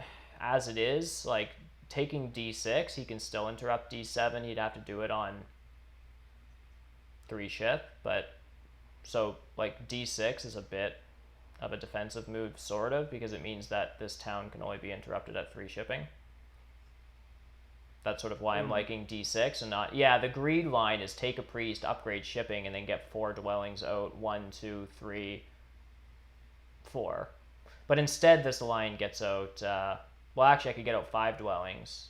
I'd be short a coin, I guess. Oh, no, and I'd be short a worker. I don't know what you guys are talking about. I'm just getting out... The difference is getting out 3 dwellings or 4. And I'm happy with a safer version that gets out 3 dwellings. Because that'll... Yeah, this is fine. I'm going to take D6. I think it's okay.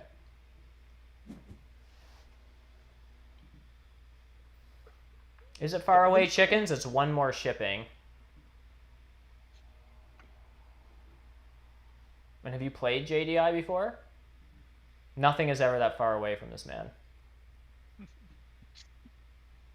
A core part of Weber's argument is that nothing is far from JDI. Okay. No, this guy's omnipresent.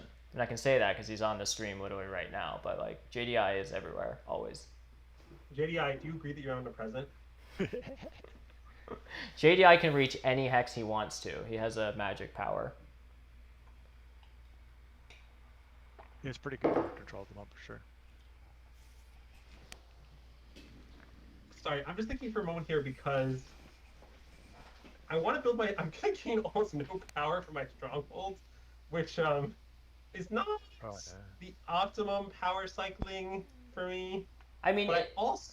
Isn't it common, though? I mean, this is just round 3 stronghold stuff. You're getting 6 power, like... Well, I think I can delay he it a has little an bit. option. He has an option. He could do something like... well, I guess if he uses his 2 priests on the cults, he can pull down power and cycle it better. I don't think it's worth it, but it's an option. No, I'm just gonna upgrade shit and I'm gonna see what happens. I'm doing that this right, because my plan after I stronghold is to build B5. Yeah, take a worker's action or something. Yeah, I think that's what you want to do here, right?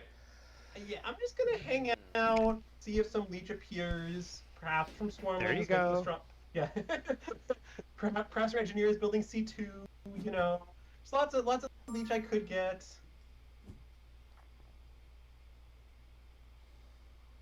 And I mean, I don't know. I really like the F5 hex because you get to the H5 hex so early and connect in other ways other than north.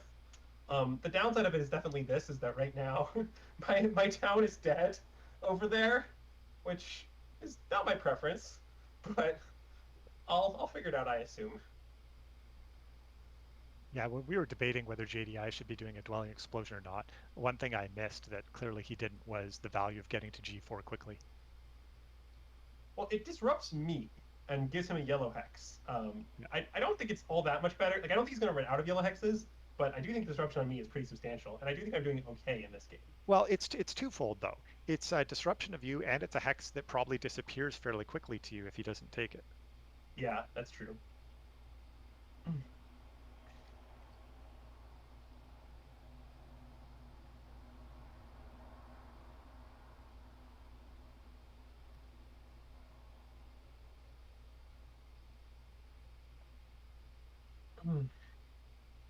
Man, I really love JDI's game. I don't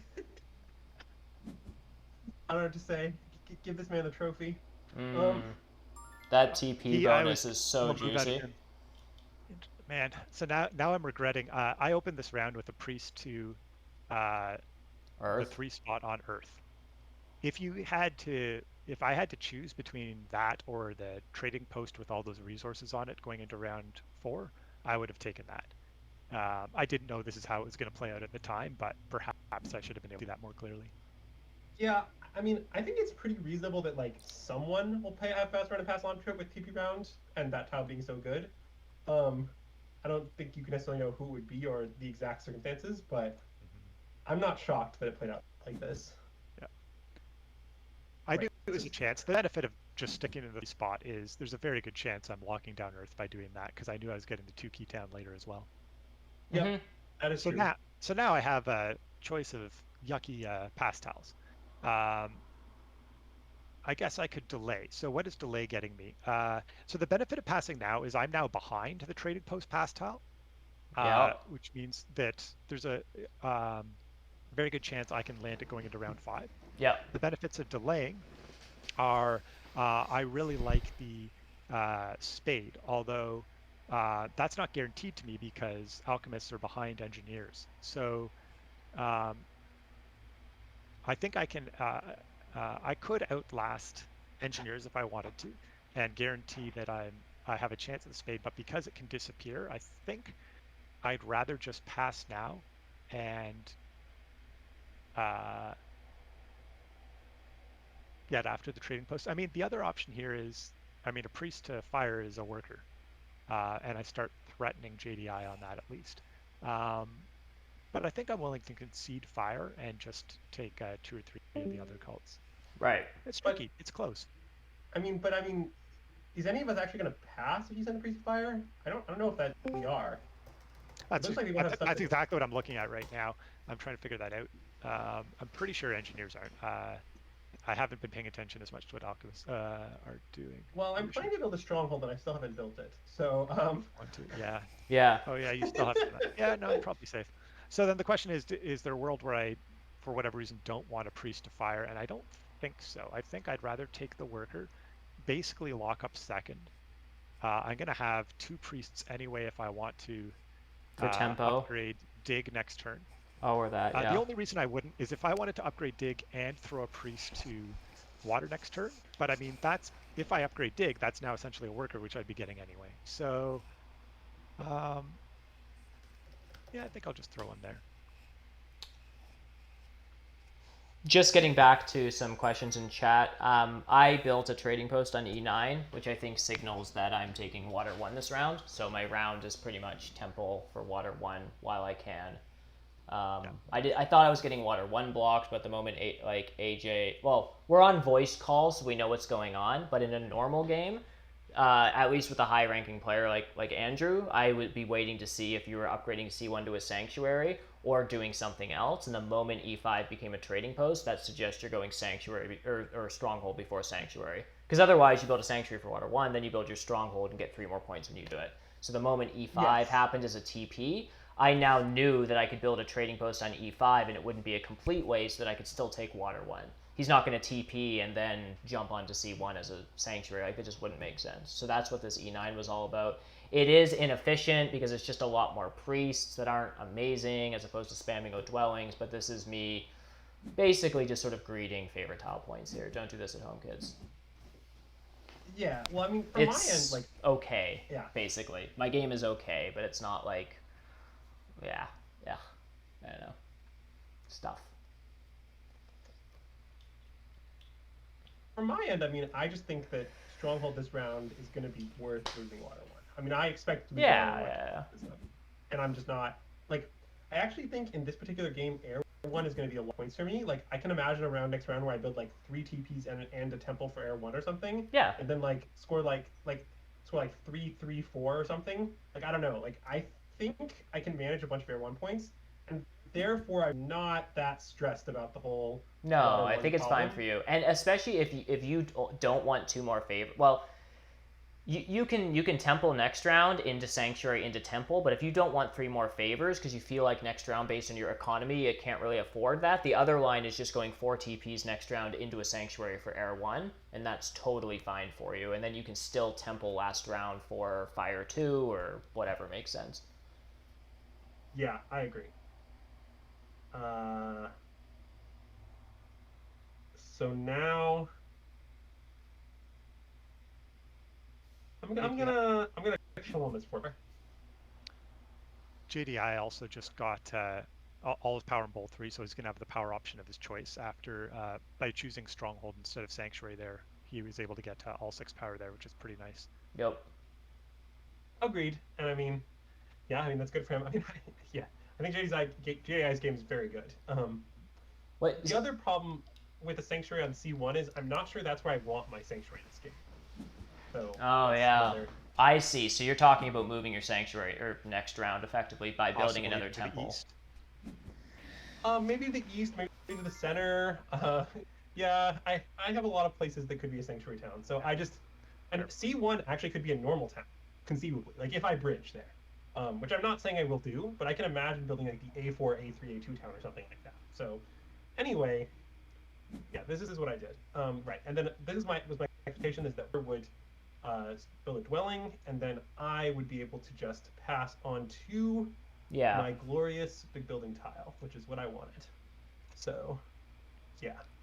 And maybe I should be a bit more block. Like, me taking that would kind of be a block, because this is like, this just gives me another worker by building it. It like, I don't know.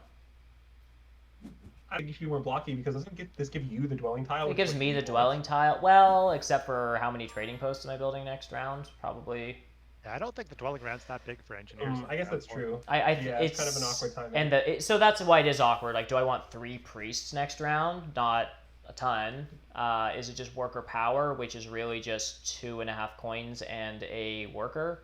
Because I already have full power, so I'd just be down converting to make up for the new power. So it's like a priest / worker and 2 coins, or a worker and 2.5 coins. Like now my pass isn't like overwhelming. I could take the dwelling bonus, and what's happening? Nomads are taking coins. I should actually think about this. Swarmlings are now back to needing spades again, so they're taking. Well, maybe he's not taking spades because you're upgrading digs instead. It's kind of that time, so you don't take digs. And then alchemists are kind of over digs at this point. Am I just taking spades next round? And so maybe I am getting like... I have 4 workers though. That's not... Yeah, I'm not sure what happens. The question you're asking are the right one. Super unclear. I think worker power is just kind of better. I mean, it's a half a coin better than a priest, which just becomes a worker. No great options, unfortunately. No, not a ton. So I'll maybe just that pass is the one argument for taking the big building, because it's almost all the same to you. But well, I mean, staying in the round, I got the worker from income, and now I get another worker from worker power, right? So it's, you know what I mean? So it's kind of like, but it's like 2 coins better. From big building. Yeah, I know, Yeah, but right, I'm still so- getting a worker. So it's basically 2 coins coins. better. And for me, do I want to give up 2 coins to mess with Andrew's game? I probably should do stuff like that, but I just am way too on the other side of, like, I have enough problems with my own Terra Mystica games that I'm, like, kind of ignore everyone else. But, I don't know. I also want to make sure I have power. Maybe I should just take the priest then. It's kind of simpler. Sorry, folks, this is painful. Yeah. If it matters, I also don't think my game is going very well. So that may decrease the equity in blocking me. But... Remember when we talked about you having double the points of everyone? You have the same number of points now that you had when we were talking about that. Yeah, I don't think my game is going well. I mean, it's not a disaster, but like G4 in combination with losing H7 hurt me for sure. I thought I would probably lose H7. I didn't foresee losing G4. The fact that my towns are really awkward because Nomads did start an A5, which I think makes sense for them, is kind of awkward. Like, my connection, I think, is still going to happen, but it's not going to be, like, super convenient. Like, I have no idea where my towns are. Like, I think I have a lot a problems. The other thing is, alchemists, I think, like Water 1 more than anyone else, maybe other than Swarmlings. And on a track that does not score well, and bonus cards where the victory points from shipping are missing a Water 1, I think is a decently deal for alchemists. Yeah, I agree. I mean, maybe I should have, I don't know. I thought about taking the previous round. I thought about taking this round. I didn't really like either. Maybe one of those things wrong. Or maybe I should have just Sanctuary instead of this round. I don't know. I hate not having the stronghold down as alchemists, to be honest. But I agree. well, it is what it is. I struggled a little bit in the last part, like just in my pass there. I decided probably 30 seconds ago I was going with worker power as opposed to the other priest. But then the number of power tokens to down convert wasn't super obvious because I really want double dig here, and I think there's a chance that I just get it. But I wasn't sure who was giving me leech, and so it was one of those things of like, oh, maybe I'll convert so I only have 5 power in the bowl, and then I can leech or send a priest up. But I hate losing out on power, but I thought there was at least a chance that this would just happen, and this is just what I want to do here. Is just so I didn't get any leech from anyone, and what I'm going to do is dig probably just C3 and D7. I think. Isn't G3 a concern? G3 is a big concern. It might be C3 and G3. I want to take C3 because I want... Actually, no, maybe it's D7 and G3. Why is G3 important at all? He needs to reach H6 and I9. H6 and I9, and you have upgraded digs. H... I mean, I'm not upgrading ship this I round, but it's... Gotcha. I got to get there eventually. It also, like, at some point I can try to get, like, I5 or I6. Like, it's just an important hex to... I think you should dig G3 and D7. C3 is good. Pardon? Why do you want C3? Who cares about C3? Sorry, go ahead, JDI. G3. You think G3 is good? Yes. The reason I want C3 here is because, and so I'll just do it and then talk about it as I'm doing it, is because I'm going to town up this round because I need more coins. I see. So I'm going to do, is anyone touching either of these? Probably not. This is technically slightly better.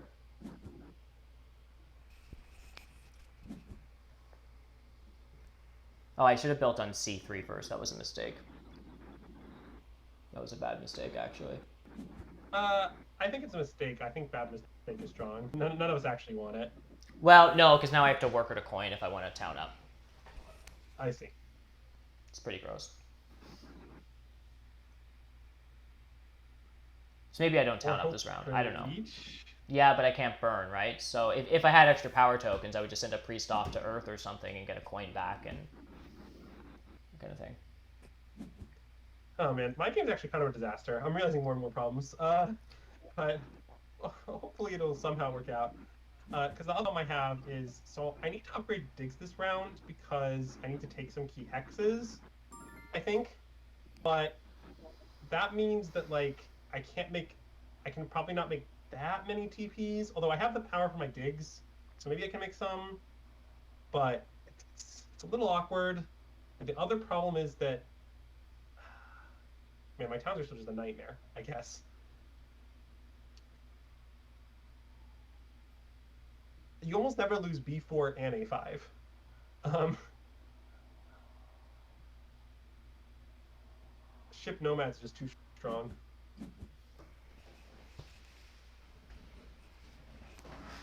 He's got, I think JDI has got 3 coin actions so far. I'm not exactly, but yeah, his resources have been on fire. Done some great job passing at the right time to get what he needs. Yeah, I mean, I did mention this, right? Like when all three of us are playing factions that like aren't as reliant on the coins action, even a low coin setup, it does kind of reduce the pressure on coins action. It ends up being good for nomads as well in a weird way. But still, obviously, 3 coin actions in like 3 rounds or whatever is crazy. Yeah, and I've been wanting him every time, and I've been right behind him. So yeah, I guess you've been denied them. I have not wanted them. I don't know about Weber. I've converted so many power to straight coins. It's horribly inefficient. It's certainly not what you want to do.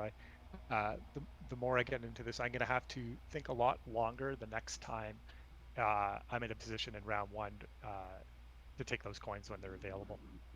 Even if it means risking double dig, I have to think about that because it's been tough.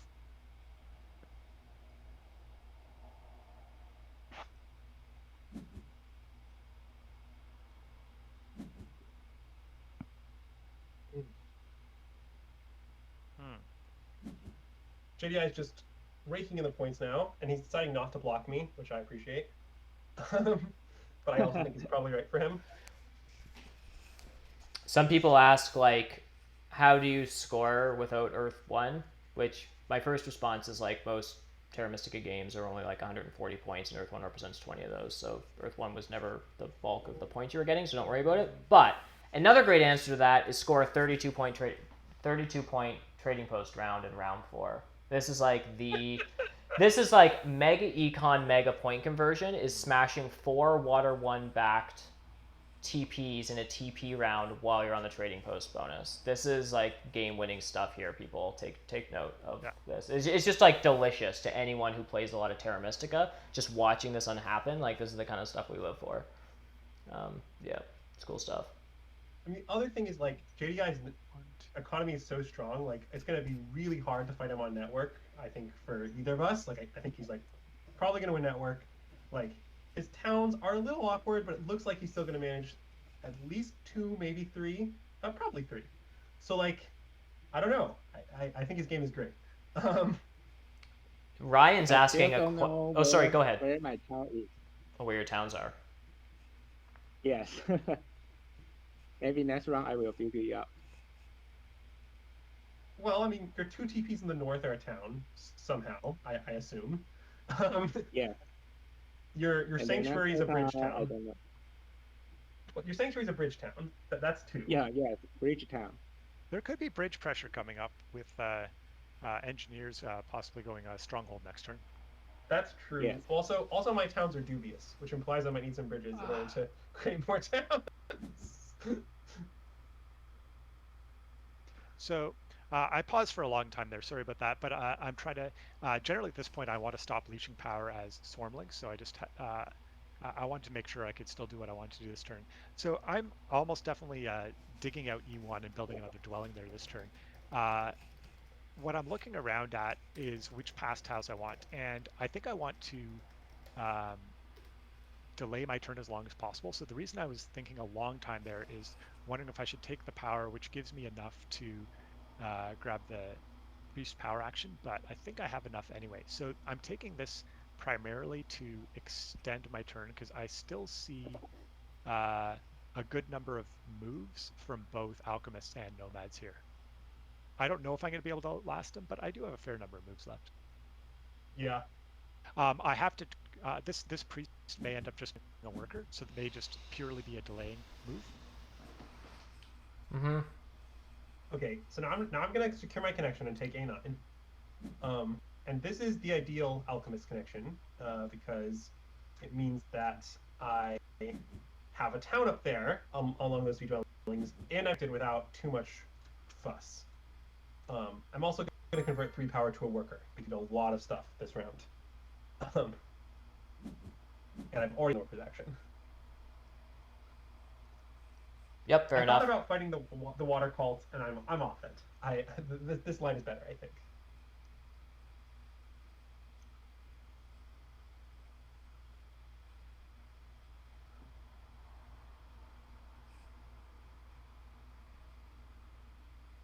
So someone in chat, I think it was Ryan at first, and he's been arguing with chickens a little bit, but I think if I can summarize part of what they're talking about is that I mentioned 4 TPs this round, and Ryan's thinking it's a temple for Air 1 and a 5th trading post.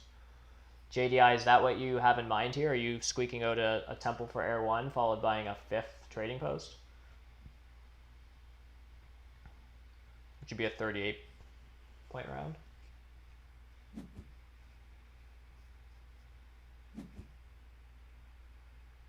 I think JDI is not in the call right now. Oh no, wait, JDI is. He's back. He's back.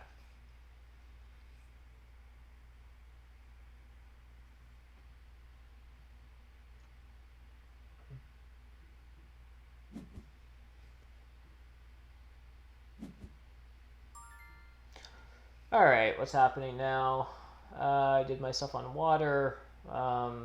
I wanted that first priest to water because if I town up this round, then I can take an 8-pointer for a cult spade, which is always really nice as NG. But then the second one was open. It allowed me to delay, get some more power. Maybe there's a world where I actually get some leech in time to not have to worry about burning back down. And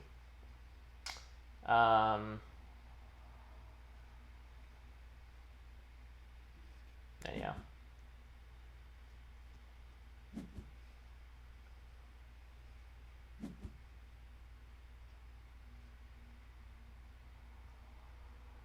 JDI has more TPs to build, I assume. Oh, I think so. Yeah. Yeah, anytime you can get all 4 trading posts out in round 4 whilst having worker economy, you're laughing all the way to the Yeah, it's absurd. You're very, very happy. I think this 2-ship line is really incredible for Yeah. in round 2. I mean, I think, yeah. I think gwarrack was first suggested, but JDI may have been looking at it already. I don't know. But regardless, I just think it's really, really good. So the moves I'm making now, I have a whole bunch of stuff I want to do. I'm making them in the priority of the moves I really, really want to do before the turn is over. So for instance, I made my trading post first because the trading post round is my faction. I never want to pass without that. Everything after that, I might have been willing to pass if one of the point pass tiles became available. So again, here, I'm more interested in securing this free cult step than the one extra worker from the extra dwelling. So I prioritized that first. The reason I picked water there is going into a last round trading post, temple event. It allows me to keep the option open of being 3 spots away from locking up water. I didn't see as much threat coming that I can't respond to on Earth, and fire, I cannot threaten that nearly as well because JDI is going to be able to lock that up pretty soon. Yeah, that makes a lot of sense. And Weber in his town. Weber, what are you towning for? Well, if I only got 1 priest to water, then it was going to be an 8-point town. An 8-point town doesn't come with a cult spade anymore. I just did an ugly worker to coin conversion. Chickens. Worker town. A worker town? When I play engineers, I usually choose the worker town because they always lack of the workers. Mm-hmm. Air 1 would be worth a consideration. As much as I hate to say this, you're in contention on air. You're going to end this round presumably with 2 trading posts and at least have 2 kind of going forward. And you're going to get an extra worker out of that in round 5. But Air 1 would have to come next round, right? Yeah, I'm not talking about favorite tile. I'm talking about town key, not favorite tile. No, totally. Air 1 seems very good. My apologies. I got confused. You're totally right. Yeah, I mean, you could take 8-1 to give you a step on air, but if you're taking air 1, that's less appealing. So, I don't know. But 8-1 could be generically good. I don't know. It's kind of complicated. I'm not sure what Weber wants here. I see a lot of viable options. Well, this round I had a lot of coin problems, but now that I did a worker to coin and built 2 trading posts, now I do have worker problems more, and I'm going to be, I have 4 coins of income plus power that doesn't need to go on spades because I have a called spade. So, although I spent this whole round crying about coins, I do think I am going to go the worker route and see how this turns out. Yeah, it was definitely crying. We could hear it in your voice, Weber. You could hear it. So, there you go. The beautiful thing, too, is it looks extremely likely like you're going to basically luck into passing onto a point tile. If no one else passes, you get the dwellings, and if one of the others passes, there's a very chance you're going to be able to get one of theirs. Yeah. Yeah, that's brutal. Perhaps not, actually. Depends, because if the dwellings are taken now and I take the trading posts, AJ could make a move. So we'll see. Yeah, I mean, I might make a move in that scenario, but I was really hoping that JDI was planning to build a temple for Air 1 and then rebuild a TP, because it's a lot of points, and therefore give me the dwelling tile. And maybe this is better than that. I'm not sure, but that's what I was hoping. I was going to pass on the dwelling tile for sure if I had the option. So I have an interesting scenario here. I can certainly pass on to the trading post tile, which essentially guarantees me 8 points, just as much as the big building tile. I'm pretty sure I can also outlast both of them, which means no, there's a chance I risk losing. If No, AJ passes on trading post, I have to pass here. I just had to talk it through. You're right. Because if I don't, AJ can pass on the trading post. Then engineers take the big building, so I gotta pass. Yeah, and I do take the big. I would build. Yeah, take the big building pass tile next turn. Yeah. This round for sure. Wait, and I have a trading post. I mean, my last here is not inspiring.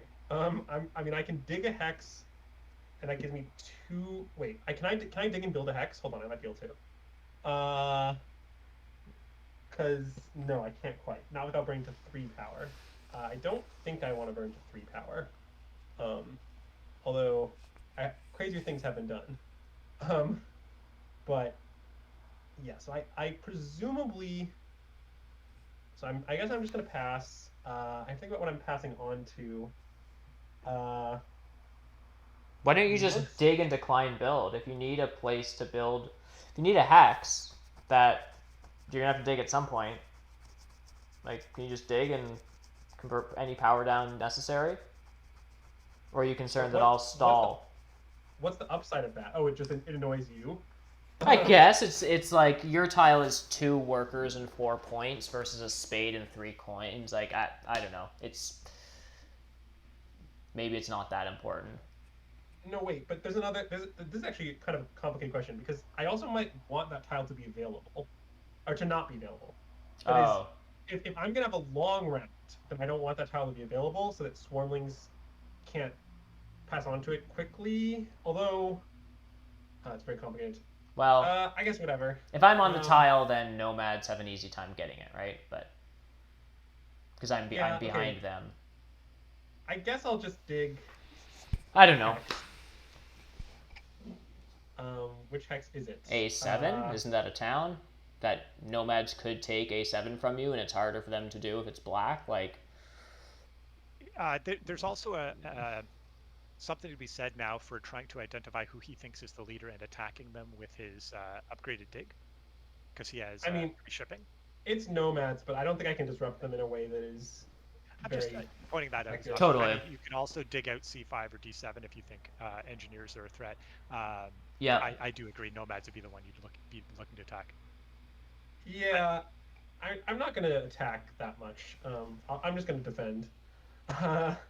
Well, that's the other thing is that A7 is under. I mean, you can always take A10, and it's just like a work or worse for you. But A7 is a hex that you probably just like want, and it's. Sorry, I can't dig here.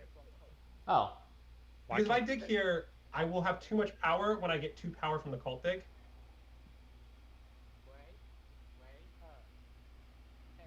Yep. Go ahead, JDI. Sorry. 被嘎带就附近的就可以了。 Sorry, JDI. What was that? 好啊，可以啊，可以。I'm not sure. Okay, go ahead, Andrew. I don't know what's going on. I think what JDI is saying is that we should appreciate the fact that he managed to pass first yet again. We'll have all his power in bowl 3 yet again for the power action of his choice. Yes. Very wise, JDI. Yes. So the problem is I have 2 power income, and I'm going to get two power from my cult spade. So if I dig now, I end up with more power than I get bolts. That's the problem. Does that make sense? Sort of. You can down convert, but yeah. Well, sure, but that's kind of inefficient. So I'll just pass, I guess, onto the spade tile. I don't know. Well, spade's a worker for you. Cult step is an extra coin and a. Yeah, do you want a coin and a cult step over no, a worker? I guess the priest is probably better. Priest? The priest is a super worker. Yeah. So sure, I'll pass on the priest. It's a worker that could be. Now engineers have a choice to take the big building or the dig is pretty key for them too. I think I just take the big building. I think an argument can be made for both. Yeah, big building's certainly not wrong. I mean, I think Webber's building a big building this time. Like, I don't know which one, but I bet I think I'm gonna build one of them. I think it's a sanctuary for water 1 on E9. I have a cult spade on D7. That's a town. I don't know. Assuming you guys let me have this stuff, you can always, muck up this stuff, but. Oh my god. JD has 15 workers and 90. Yeah, it's obscene. It's just an unfair number of resources. 7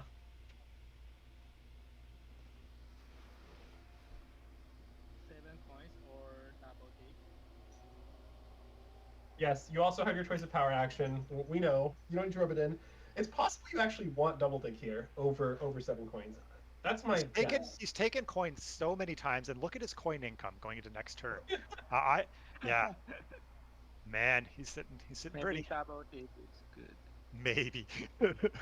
Yes. JDI, honestly, hold up, guys. Hold up, guys. He could take pre. Gordon, hold up for a sec. JDI, break this down for us. Like, what are you thinking? Double dig over coins. How is it that you're sort of evaluating these 2 power actions for yourself?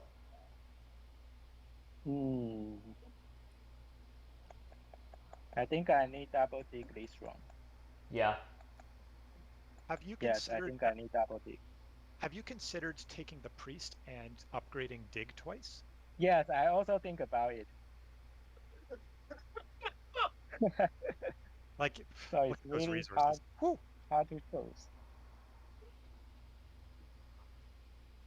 Upgrade digging is also a good choice. That's when I have that many resources. That's where my mind gravitates for sure. And maybe I don't need my stronghold.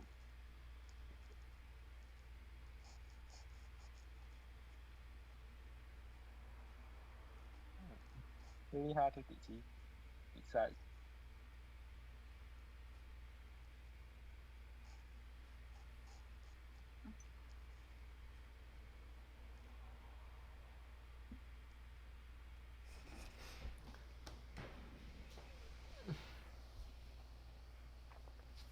Yeah, it's a tricky call.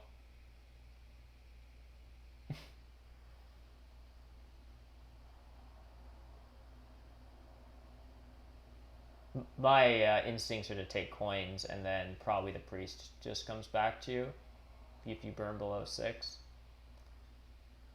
Yes, the classic coins and priests. Yeah, that might be possible. Yeah, it's like coins 2 leech later, take the priest, and then your power is 500. Yes, that maybe it's also good. I mean, swarmlings don't want a priest. My power are coins, alchemist's power are workers. Yeah, I mean, there might even also be a line. God, there's so many lines. If there's bridge pressure, bridging to I6 now. Oh, or to true. D1. Yeah, I hadn't considered that. That's very reasonable too, because engineers don't have the shipping to get to I6 yet. Not a ton of coins, not if I'm building a sanctuary this round. I don't also then have coins to upgrade ship and single spade. Like, that's 8 coin / power. Yeah, I mean, if he doesn't take bridge, there's a good chance engineers take bridge to D6 and upgrade to a stronghold. That'd be very reasonable for them. Really? I mean, I don't know if it's right for you. It could make sense. It depends on exactly what you're saying. Okay, so he indeed takes coins. So that was my plan. Interesting. Now, what's my pivot? Is there pressure?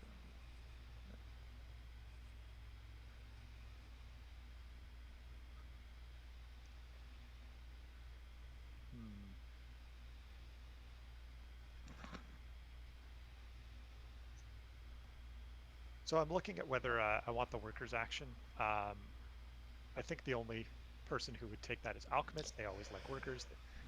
Based on the fact of how many coins he has, I think there's a good chance that Alchemist might be interested in the workers. Mm-hmm. Yeah. So the reason I'm looking at workers is I need 6 total workers to build dwellings on E1 and either E2 or F1 to make a town there. So I'm short 1 worker. I could convert a priest to a worker because I have to do something with an extra priest, but I think I'd rather use that priest for shipping. So that's why I'm considering the 2 workers. I'm going to have lots of coins going into next turn because I'll have 4 trading posts up. So then the question becomes, how long do I want my turn as part of my consideration here?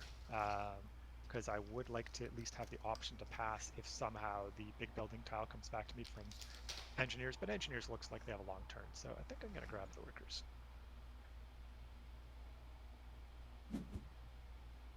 Yeah, that makes sense. And I think I think I'm gonna grab the bridge because I think you have to punish nomads at this point and make them have to think about an early pass.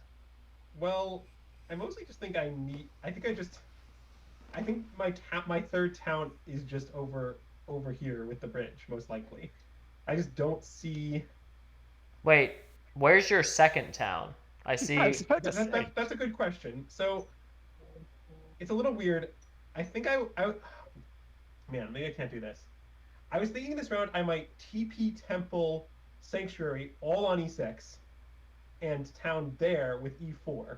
And then my last town could be C1, A4, A3, A2. And just as a slight revision to Wait, that this plan, isn't gonna work. with a slight You're gonna revision, take A2. well, with a slight revision to that plan, I assume you mean dwelling, TP, temple, and sanctuary on E4, and not to give me all that leech? It might be time to give you bleach. Really? Well, the reason he might do that is if he thinks that you are no longer a threat to him and he's fighting with nomads. Burn. That would be an argument to make nomads pay a little more for that leech. I think they'd rather 2-for-1s than 3-for-2s at this point. It's a slightly different problem. The problem is that I have 8 workers, and if I'm digging E4, I guess I'm gonna put down a dwelling this round probably somehow. Okay, I think I'm off the bridge. The problem is I'm never beating nomads, and okay, I'm never beating nomads, and I don't. That town is so dubious. I think my third town has to try to beat I2 to I4 somehow. So, or maybe H5, or maybe D8. I think it's not C1. So in other words, he has not carved out his third town, folks. Look, my third town, It'll come. It's Alchemist. Yeah, we're still in the concept stage of my town. Alchemists have more flexibility on that than anyone else. You can still find a way. I have faith. I mean, I'm sure I will at some point find some way, but no, I think I should give nomads the power because I can't catch nomads anyway. And so that way, you know, I'm just not changing the outcome of the game. I'd also like to point out that nomads is also winning fire and also has as many raw points as anyone in the game, in addition to the strongest economy. They're doing great. That dwelling rush into 4 trading posts in round 4, you can't ask for any better as nomads. It's good stuff. He got the 3 spot on fire while doing all that. Lovely. This Slippery, I'm gonna get a third town somewhere that nomads have never even dreamed of, somewhere that they don't even know about. That's the only way I can.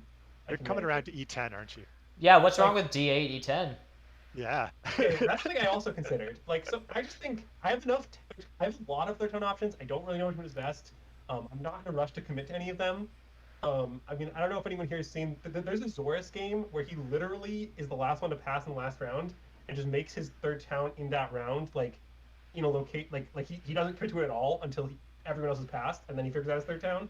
Like, I might be doing some crap like that this game.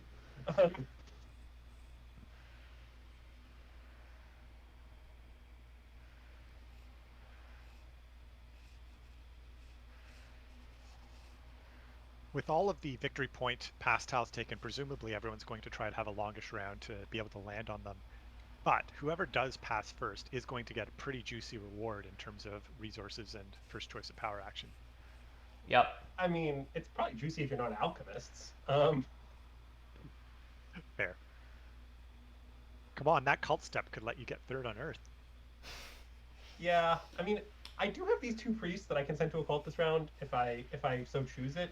I'm gonna probably use them for stalling. That was another consideration why the priest was the right pass style for me here, is that I think I might need to stall. But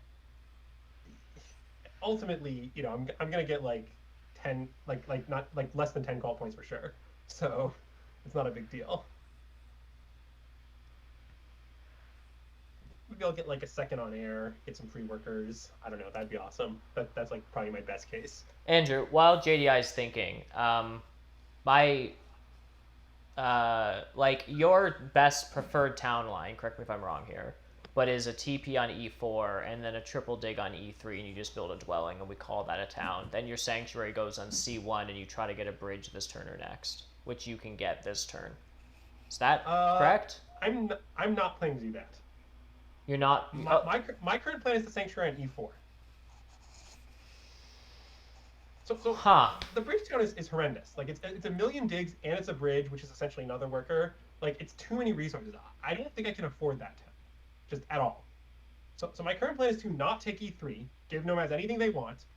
I don't think it matters if I take E3. Like, I don't think this like nomads disruption. Like, I'm off it. I think they still beat me. So like, I don't think it changes my placing in the game. I also think like nomads towns are pretty awkward as it is, so I'm not going to worry about it that much. Like, I'm just going to build a sanctuary on E4. That town is set. It's done. And then my third town is to be decided. I don't know where it is yet. I don't think it's around C1. I think it's either D8 to F7, but that's near Swirling's upgraded dig, so it's kind of dicey. It could be I4 to I2. I'm not sure yet. I'll figure it out. Fair enough. Yes, I'm doing this E4 to TP because that's where my sanctuary is going right now. I've been dying to do something fun with my upgraded dig, but I haven't seen reasonable chance yet. As soon as engineers gets to 2 shipping, I'm going to have to think long and hard about H6. Yeah, for sure. I mean, yeah, especially if you think of a threat, like even a single worker in it. I don't know that you actually need the hex for anything. You don't have Earth 1 like this, but you took that priest to air. Now yeah, that I'm looking at that, perhaps I should have prioritized that, so I got 2 there instead. Yeah, and this is the part I was talking to you guys like before we started the stream. This is the part of the game where I tend to sort of speed up playing, and it's not that I'm trying to be like sneaky, but to not talk through everything. But like I wanted D7 because I thought there might have been a world where Andrew dug that. If he digs C5, he probably won't. It just doesn't have as much of an effect on me. So now I'm doing other stuff. Like now I'm taking a priest to Earth, and can I get another priest to air? And if I can get another priest to air, like then that's really good. And then I sanctuary for air 1, I get a bunch of workers. I might even be able to lock that up with a call town. So that's sort of my sequence, was like D7, 2 priests to air, C5, sanctuary air 1, and then I don't know, something. Do I want to send 1 priest to air while you guys are all at this? Maybe. It's a worker and it's 2 points. Yeah, I'm sold. Oh, come on. Okay, so no, I think that's a good choice. Well, not from our point of view, I mean from his. Yeah. Obviously, that's decent for me too. Yeah, because if I get the next priest, then with air 1 and a cult town, I'm at step 9, and it's easy. I can just lock it up easy. For sure.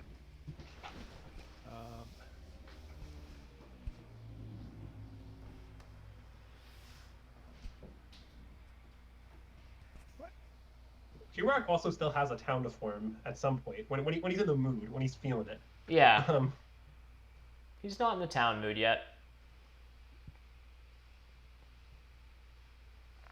I mean, Nomads now has fully advanced digs, by the way. So just to be clear, the game is currently 3 players with fully advanced digs and Weber. And engineers running for their lives. Yeah. I have interesting choices here. So I can build my town right now on F1. Mm-hmm. Securing I think the +1 cult step town is very good for me right here. Mm-hmm. I have a decision whether to do that in one step or 2, right? Whether I want to delay my turn. So I think missing out on the +1 cult step would be not good. I see Alchemists is still 2 moves away from forming a town, and I believe Nomads are also at least 2 moves away from forming town. So, and there are 2 of those right available. So I think I can take 2 moves to do it. Right, I'm 1 move away, but you're right. So I get one of them. Yeah. The other. So if you take the 1 cult town, I'm fine with that because there's still 1 left. Yeah, fair enough. And yeah, I think delaying the turn to try to get a good pass tile is worth it for me.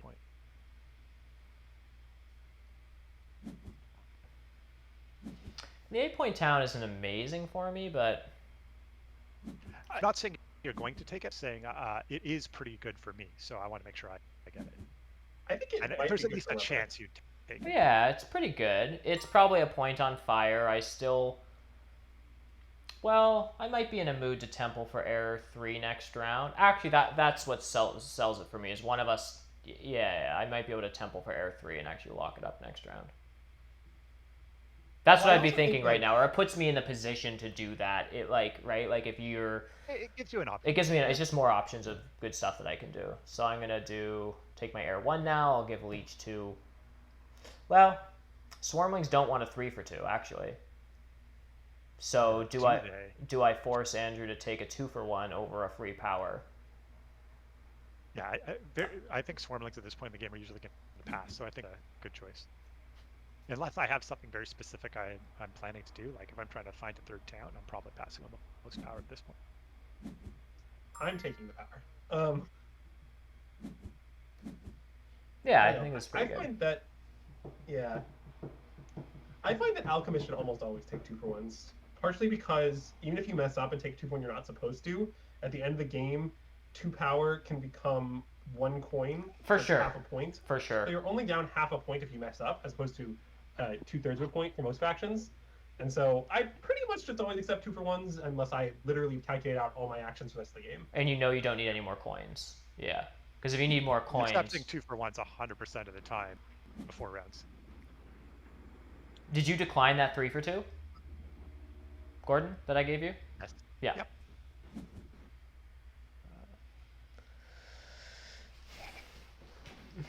So here's the town.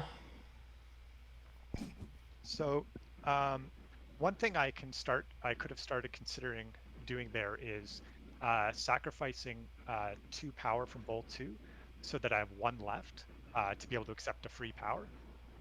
I tend to wait till round 6 to do that. Certainly something I could have considered there.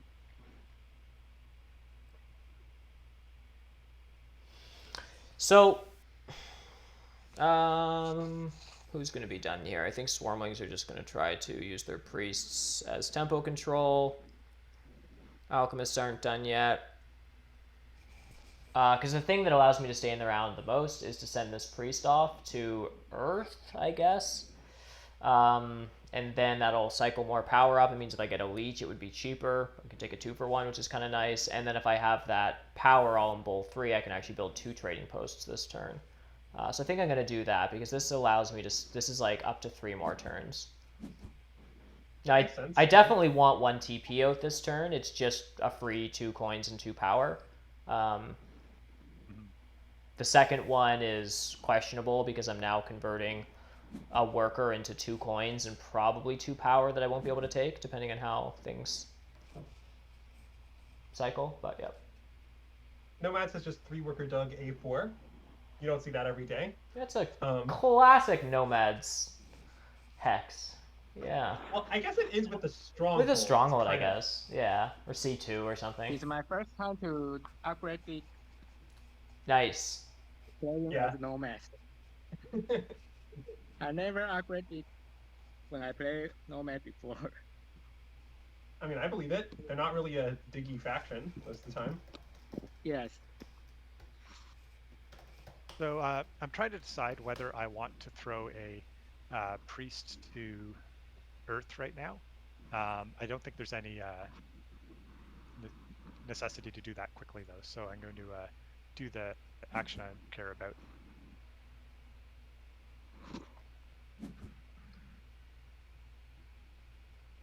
Okay, and I am just going to build my sanctuary as planned and finish up this town.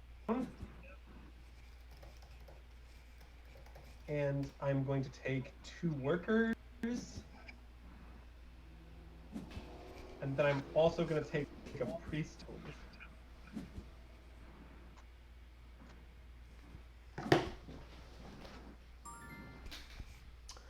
All right.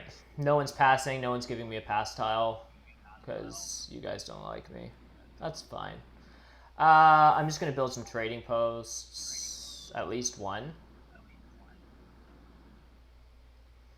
Either way, I have to give Alchemists a free power, so I might as well do the one that doesn't give JDI anything, basically. So I just do this. So I want the record to reflect. I might end up with a classic 3rd on all 4 cults for 8 points.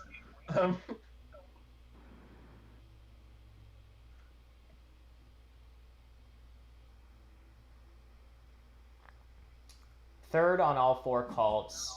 So it's 8 points though for 2 priests. For an investment of 2 priests isn't terrible. Sometimes that's the way to do it. It's just like cheap 3rds or maybe squeak a 2nd. Yeah, agreed. Nomads has a town now, so they can finish off fire if they want, and they just took a priest to be able to do that. We're having some echo here. If I build my temple now for fire 3, I could lock up fire, and I'm essentially getting the 4 points by getting the win on fire that I wouldn't otherwise. The problem is I have Air 1 and the trading post pass tile, so I don't think it actually is smart to build the Right. To consider. That makes sense. Yeah, basically points for you. Minus 3 points, plus 4. But you could just build it next turn and not win the cult. Yeah. Right. Anyway, just no, it's a good thing to calculate for sure. And I think the thing is I see a lot of players that would just rush it without thinking about this sort of other consequence. So it's tough because it's like I'm probably going to lose it if I don't lock it up. And it's a swing against JDI, and if it's you against JDI, then it's an 8-point swing. So you have to calculate that, right? But I don't. I think I have to worry about more than just nomads here. And that temple can just as easily possibly be air 3 next turn, or like I have a lot of options. It could be. So Water 2 is reasonable. This next trading post, I don't get the power from. So I'm converting a worker into 2 coins, which actually is probably okay. And I haven't counted this out perfectly, but it gives me some weird chance to stay in the round long enough to get a pass tower. Probably not, no. Nomads have upgraded digging and a sandstorm, so that's never going to happen. I mean, you guys all upgraded digging is the thing, so like you can all beat me if you want to, and you probably do. So yeah, I think you're going to end up passing first, and you're going to take a dig action for 4 coins on the tile, and also your choice of power action, so it's going to be fine for you. Yeah. But yes. Right, which is, and I'm sort of talking aloud here because now this is the point where it's like, if you're going to lose the game, if you're going to lose the pass game anyhow, then just do the thing that puts you in the best position. So the question is, assuming I'm just passing for a spade and 4 coins, me building this trading post is just converting a worker to 2 coins. It isn't actually to try to stall you. So, so do I want to do that? I have 2 workers and no coins, an income of 8 workers, an income of 6 coins, but I got a bunch of power. It's kind of tempting to just pass because I can cycle my power perfectly, so I get it all back. I get a spade and 4 coins. I can open with whatever I decide I need between now and when the next round starts, or just open with Temple for Air 3, which is not terrible. I think you've evaluated that really well. I think that's one of the hardest things to do is to give up on that race. Give up. Path tile. But I think getting your power action of your choice, everything you talked about, I think there's a lot of value in you passing now. But I'm wondering if I actually just... No, I probably just still want... Well, let's just count this out. I know what I'm doing. 1, 2...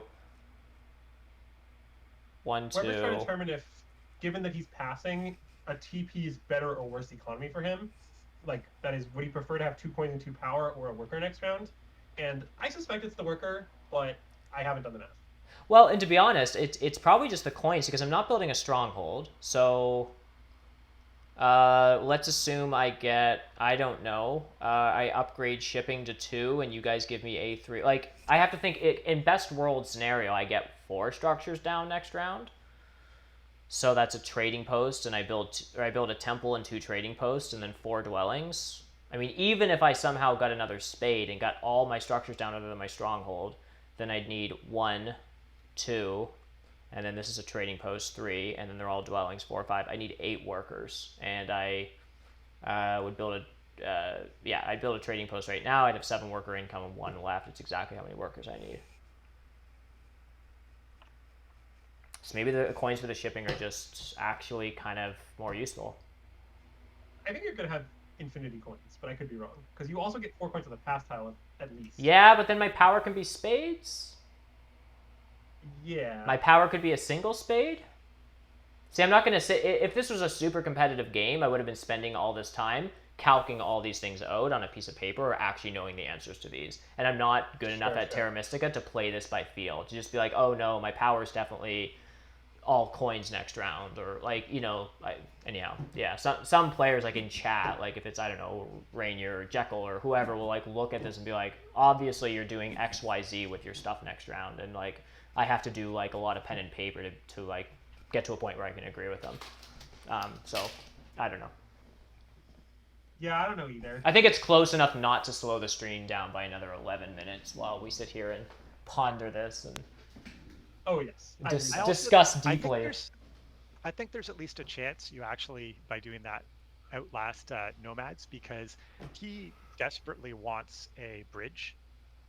Right. And there's a good chance you open bridge next at the start of. No, you actually don't want bridge anymore because you don't have the stronghold. I don't want bridge, but someone else might open bridge. I mean, you're right. There's at least now a non-zero chance that I get a pass tile, whereas passing, obviously, there's no chance. So if it's all the same to me, a worker or 2 coins, I guess I just do the thing that at least gives me, right? Yep. So I think take Earth here. Because if I don't, and you stick a guy in Earth at the start of next round, that's pretty annoying. Yeah. Is it annoying? I mean, I can always. It's a temple round. I can take Earth 3, but I don't really see a better use for. I'm still gonna have 2 priests next turn if I want to finish upgrading shipping. Oh, because you can just. I mean, you may or may not want to build multiple temples. I guess. The cool thing about a priest to Earth is water 2 locks up 2 cults for you. Yeah. But no, I'm planning on 2 temples next turn at least. Then maybe the priest to Earth isn't. I don't know. Maybe you just Earth 3 water 2 anyhow. Like I don't know. I think it's safer just to do that. I don't think I'm doing much else with that. I don't think I want to pass. I think I want to hang in the round. So I think that's my best play at the moment. Yeah, I mean, if you don't need another dig right now, then this is at least better than just slamming a worker into F2 and turning it blue for alchemists to take. Or like, I mean, that's the thing. If you're just trying to stall, I think if I were to do a random dig, I would dig H6. Oh yeah. You would just hit that stuff. Do you have shipping? Oh yeah, you have shipping. You can hit I9 too. Yeah. Wait, yeah. That was why I upgraded shipping earlier, is to give myself yes. the flexibility in case I had to pass early. I didn't think you were going to take them both.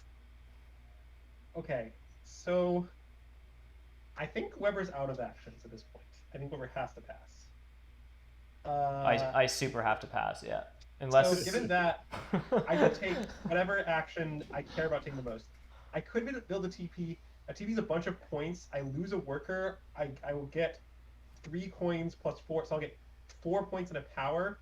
Yeah. But the problem is I can't build a TP where I want it. I can't build a TP that's going to be part of a town, I think. Unless my town is the H5 area, but I'm so scared of that area. Because nomads and Swarmlings can both touch it. Yeah, you're not getting that one. I don't think between the 2 of us. Oh yeah. And not only the 2 of us, engineers want I9 as well. Like all 3 of us are going to try to mess with that area. Right, so I'm just going to take H2 right now. I think that is my 3rd town. That's what I think. I'm not sure. But I think I have H2. Yeah, I think this is actually fairly hard to mess with. I just pass here, and I obviously just take the spade. Yeah, because that's a beautiful shot for you. Yeah, I'm in desperate need of structures next round. Yeah, I mean, you guys can all mess with me quite a bit. There's also though there is a limit to the degree that people will just like mess with everything. I assume what's going to happen is I get one of these gray hexes. I upgrade ship to 2, and the moment I do that, one of you takes H6 and probably I get I9 or something. And then I'm guessing, if I had to guess right now, I probably take A3 and get onto A2, and then any other attempt is like doesn't work. I'm guessing like I get 3 structures next turn. If I can somehow squeak out a 4th, I'm pretty happy. Wow. JD, I got his bridge. Yeah, but pretty he nice. lost his pass tile. He didn't want to pass. He still doesn't use his stronghold action even. Like he's shown no urgency this round. He's all round. He wants to stay in for a while. I see. Yeah, that's fair. I mean, I'm definitely gonna take tile. So. Oh yeah, for sure. And there it is, the second town. Yeah, locking those up, because like you can mess with that if he doesn't do that, right? So I think making sure he gets that is pretty key for him. I thought about taking ice away from him this round, but my resources were so tight. I felt like I just couldn't afford that. Like I just had to. Taking away I6 isn't that key. He has a stronghold. H4 is available too. Oh, that's true. Yeah, and the G1 is available even potentially. Yeah. So in the end, I guess I just couldn't do it. Passing last, let him do his thing. I do probably locks the good chance that just locked the game though. That was pretty big for him. I think it was very smart to prioritize that. So what did you? I haven't super counted resources, but I just okay. down converted to 2 coins, and I will try to take a spade or something with my power. I think I was strongly going to consider opening Air 3 if you did not. So, yeah, and I thought so. At this point, it's like that's 8 I'll points take 2 cults for me. So I guess I just take coins at this point then. I think that's a point basically.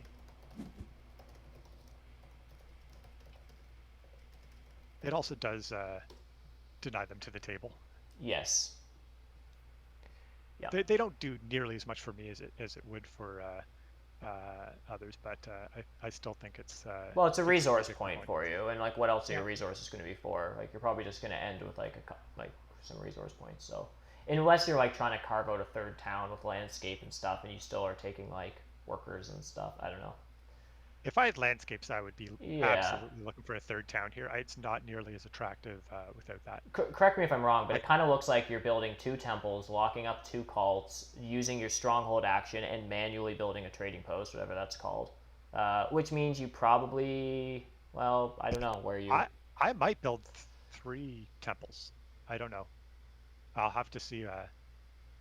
Because if you're going to dig H6, maybe you dig and build a dwelling there so you can manually build a trading post. Like, I don't know. I'm just trying to imagine year round, but it could be something like that. Trading post is 3, whereas a temple is 4. Right, and you don't need a dwelling. Yeah, so you might as well just build 3 temples, upgrade 1. I think I'd build a temple over, and the advantage of trading post is it helps out. I have water 1 and air 1, so it's actually in a way they're both 4 points. Actually, no, that's not true because I'm going from 2 to 3 trading posts. Exactly. If you build 3 temples, you're down to 1 trading post, which is 2 air 1 points. Your stronghold can build 1 on F2, and it's up to 3, and you're never getting all 4 of them. Yeah. Yeah. That's hilarious. So it's just like straight up, Well, that's why I was.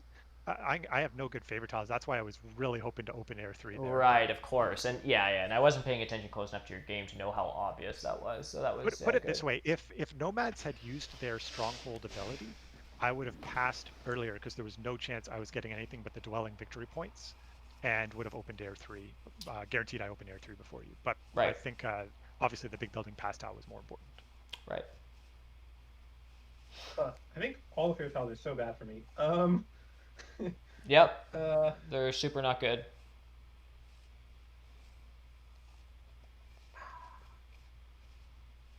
I mean, water 3 is 2 points and 2 coins back. Well, water 2 is probably better than water 3. I guess, yeah, because then you can choose whether or not you want the point from you or someone else. Slightly more control. Yeah, I think that's better than Earth 3. Earth 3 is kind of the same. But you're behind in Earth, so like water 2 is better than Earth 3. Yeah, I think it is. Yeah.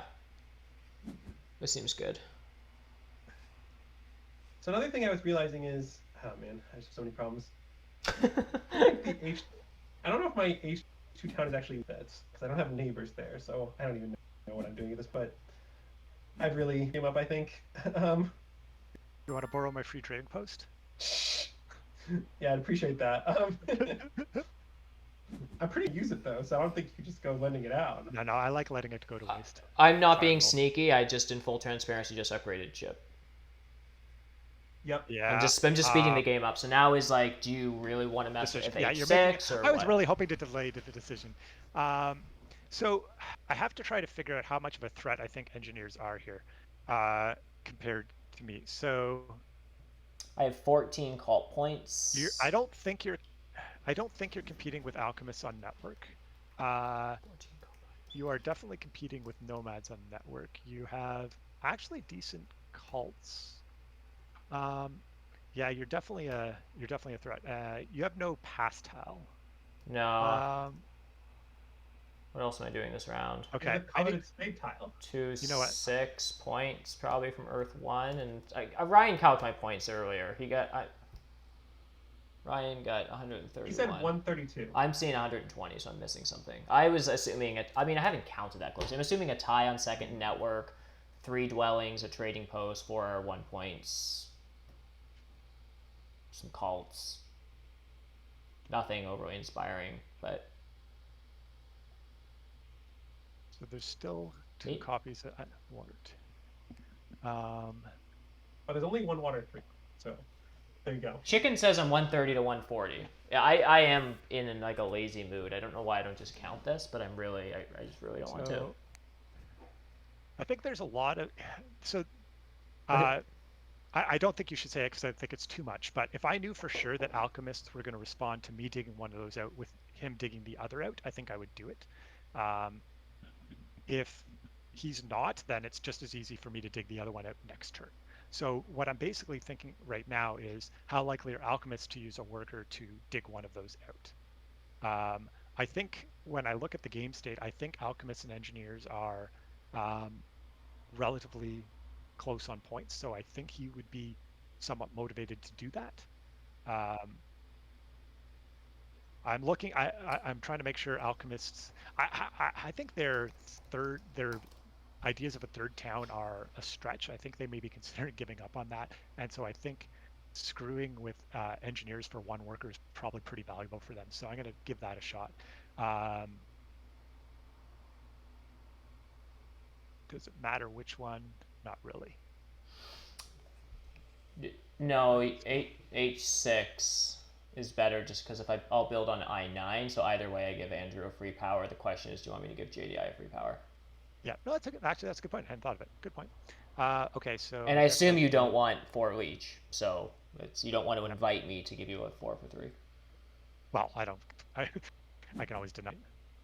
Yeah, but I mean, if in some weird world, I'm getting really technical here, but you dig I9 so that I would come on H6, and although it gives JDI a free power, it would give you the opportunity. That was 4 power important. I'm getting really now silly I here. Fingers, I hope that Alchemist goes along with my devious plan. Well, the weird problem is that I think I need to take the workers because I have enough power. I didn't last turn, and JDI will take them if I don't. I'm pretty sure.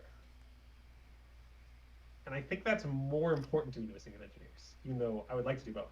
Also, how much messing with me do you want to do? Do you need to do?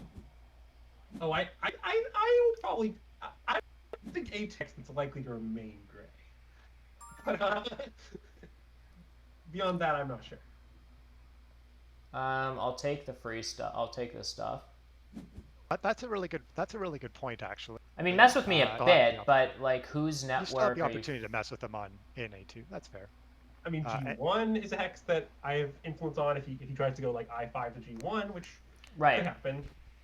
Well, it is. The awkward thing for me is I have to commit my spade. Like, I have 2 spade opportunities that will open up another hex, and I obviously have to commit that spade first. Now, what I can do is upgrade to 3 ship, and then if you mess with A2, then I can dig I5 to force you to spend another worker on G1. But I might not want to upgrade ship twice, and I don't know. That's true.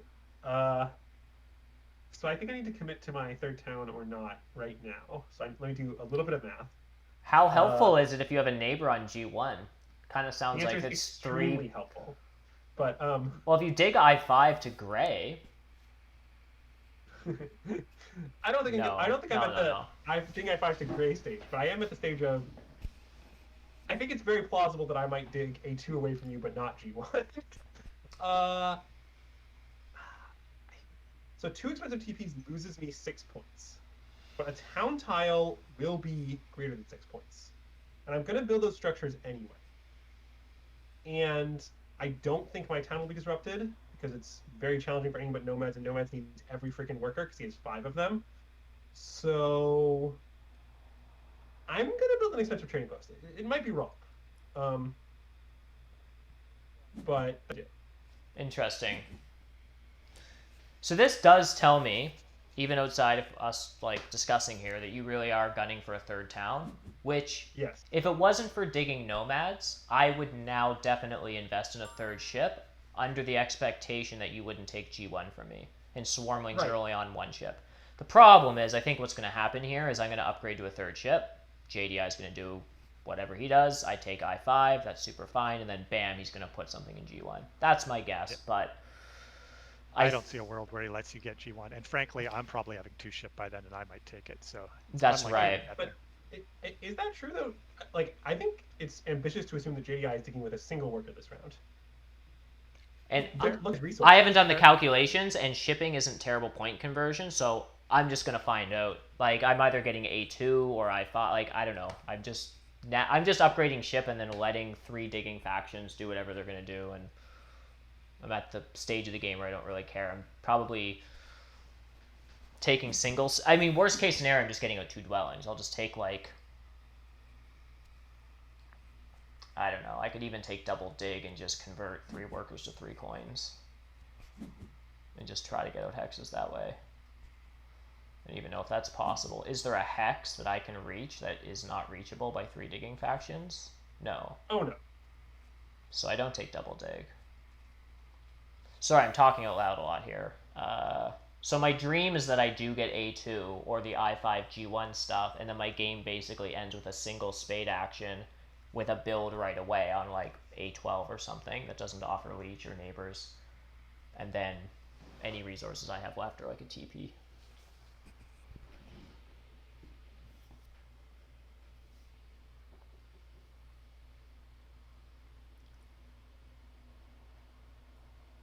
Yeah, I don't know that I've played engineers against 3 digging factions. It's super annoying. Yeah, it's tough. If that's what you guys were going for, you succeeded. This is brutal. I'm like, I can't take double dig, basically. Like, because it's too risky. Yeah, there's nowhere I can leave a hex. Like, usually A12 is like a classic like round 6 engineer thing of like, oh, I'll just toss a gray up here, no one cares. But that's definitely not the case here. Yeah, I'm still not sure how many digs JDI is doing, but I could be wrong. JDI is building a trading post and 2 dwellings and doesn't have a free yellow he can reach and is using a sandstorm. So he does need to dig something, and that's 2. So that's 5 workers, which he has exactly. Yeah, you're right. Oh, but digging I5 would be good for him. Well, that's true. Single digging I5 and building on it, and then sandstorming, like, whatever.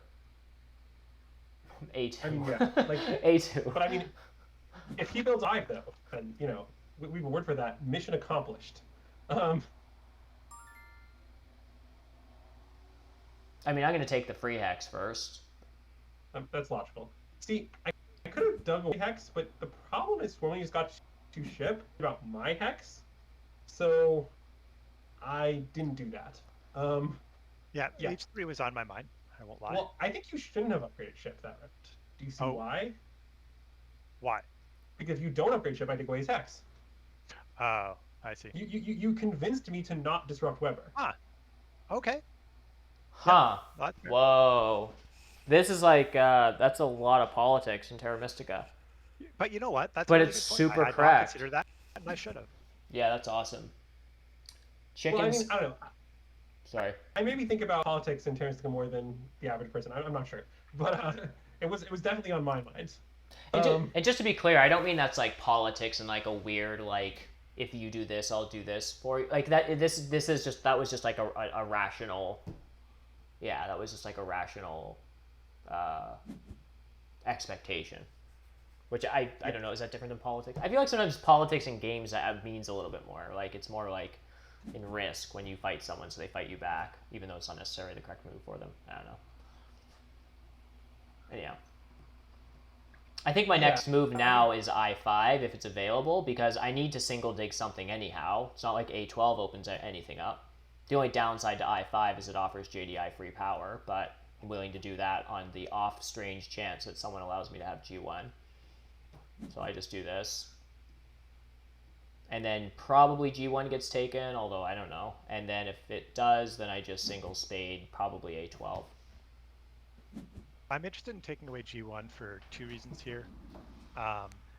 It denies you the dwelling, and it denies adjacency for alchemists.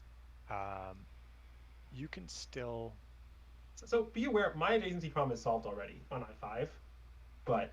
Oh, that's true. Oh, because you have fire too, right? Yes. Okay. Oh, I never actually... You're right, you only needed the I didn't know about that. You actually don't care about G1. It's just now an expensive dig that you might not want to spend a worker on, but it doesn't actually save you 3 coins. So my evaluation in this game, and it could be wrong, is that I don't think... I think I should see where my resources are at. Well, I'm making another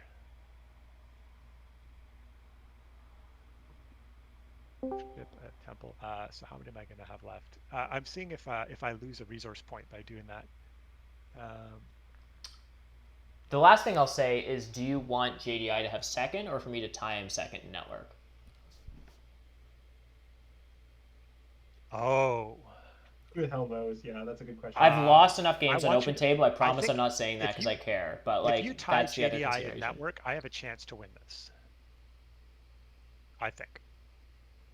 So you're giving me 5 points. We'll be clear, because I have another Earth 2.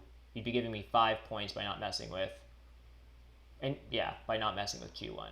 But I might be far enough 14. Behind that you'll say, hey Aaron, here's 5 points in exchange for 3 away from Nomads. That might be helpful. I don't know. I think you beat him already, even without that. Yeah, the thing is, Weber, you're gonna dig out a dwelling, either with a spade action or hard dig or whatever. You got it either way. I think Nomads are third network no matter what here. So, but I do still think. I get down to 2 structures. And so do Nomads, don't they? They Sandstorm one. Like, they get down... I think the question is, do I get down to 16 network? Yes, I will hit 16. Available? They do, yeah. Oh, but I can't do that anyhow. I just don't have enough coins. So it doesn't matter. Digging G1, I think, it's late. I'm tired. I think digging G1 is just wasting 4 coins for me, basically. I don't think if you give that to me that I can single spade. I have 4 resources left, which isn't enough for dwelling, TP dwelling. I'm short 3 coins. So I'm passing on this because it costs me a victory point, is how I calculate it, unless I've made some mistakes. I plan to upgrade shipping and make a temple, which is going to cost me 13 resources, and I have 19, I believe. Okay. So I think I'm going to pass. Not sure if that's right, but that's what we're going with.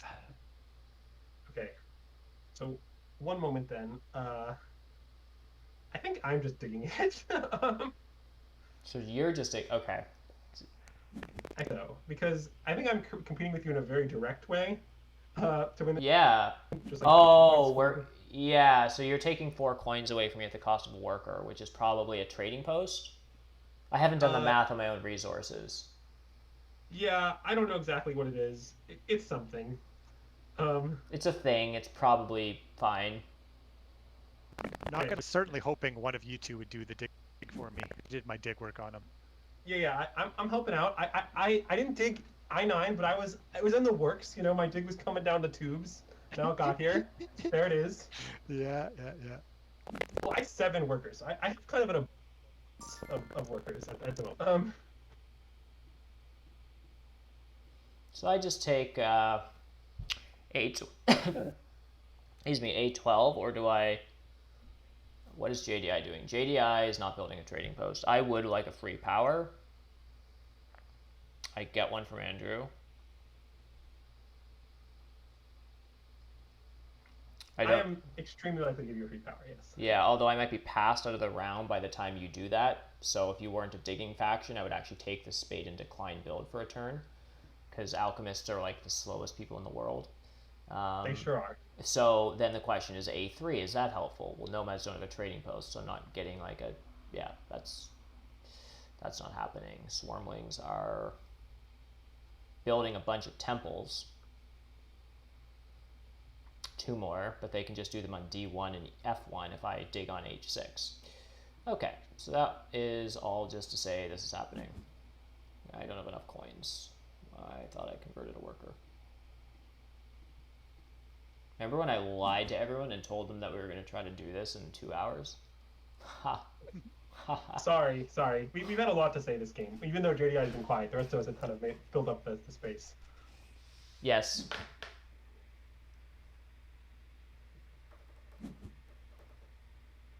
It's good though. I think what this does is like the conversations that I think have happened around this table often happen in expert players' heads as we play Terra Mystica, just faster. But this sort of like, oh, I need to dig a dwelling. Do I dig it over here? Am I going to get a leech? Oh, JDI is out of trading post. So no, what about here? I can't decline build. Screw it. I'll just do it here. It's usually those thoughts would just take like 6 seconds and then you just build the damn dwelling. You don't like, make a speech about it. But it takes a lot longer. Hopefully this does actually give some like new people who are newer to the game a bit of a sense of like, yeah. Cool. Why did you just give me... 2 points. Oh wait, that was wrong. Because you no, would wait, I did right. you would have given that to me anyhow, but that means that my resources would have just been a resource point. So I would have had 1 point, but foolish. instead I have Sorry. 4. So you just gave me 3 points when you said you were trying to beat me. Yeah, that was not right. It's really awkward. It's because it was wrong. I'll summarize. You'll summarize. It was incorrect. Fair enough. I mean, we're 2 hours 50 into this, so that's bound to happen. Yeah, I was thinking about a lot of crap involving whether building another temple was going to be worth it for me. I eventually concluded that it was not. Right. And then I did not think about the ordering of my actions very hard after I was done thinking about all that. Because basically I converted stuff to coins. Like I didn't pay victory points for those coins. Because I determined that I have all the work. Is pretty much always the benefits when it comes to makes coins.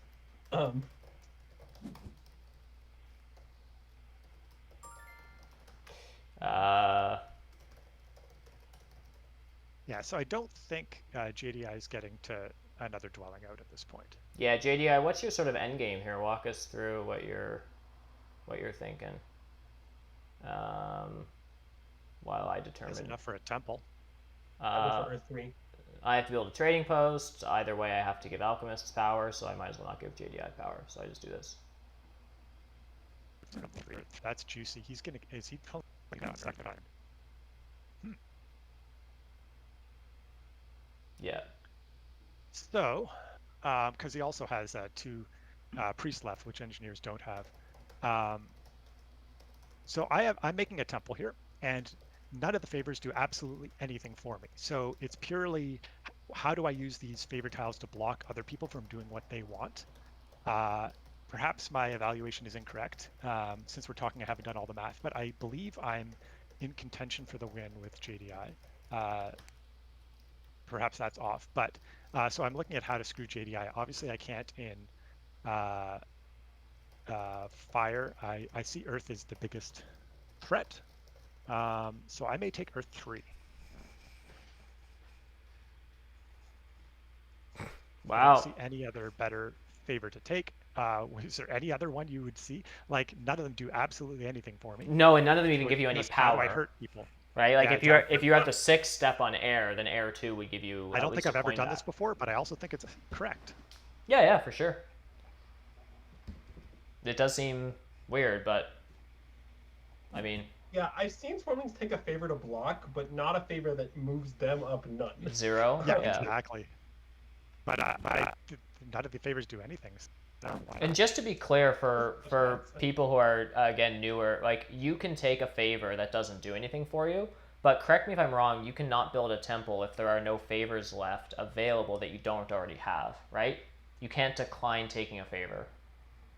Which I think, I don't know. which can happen with chaos. It can happen with chaos magicians. If all the 3 steps are taken by swarmlings, they can't just take another copy of Air 2 or decline a favor. It's pretty fringe cases. Someone in chat, correct me if I'm wrong. That's my understanding. Yeah, maybe might be right. I have no idea, but I'd love confirmation on that. That'd be really cool. So you could favor tile block chaos. So that they can't even build a temple at all. Chicken says, I've declined taking a favor with CM, but it was the 2nd favors. Okay, so we're not sure about this. Okay, what I can tell you is, again, so I don't know about the specific, like, CM scenario. What I can tell you is, like, you can take a priest action if you have no priest in supply. Like, you can take a single spade as giants, you just do nothing. Right? You can take any action, even if you can't actually, like, complete. If that makes sense. Yeah. So it would be weird if favor tiles were different than that, but maybe they are. I'm just saying it would be inconsistent with the other ones.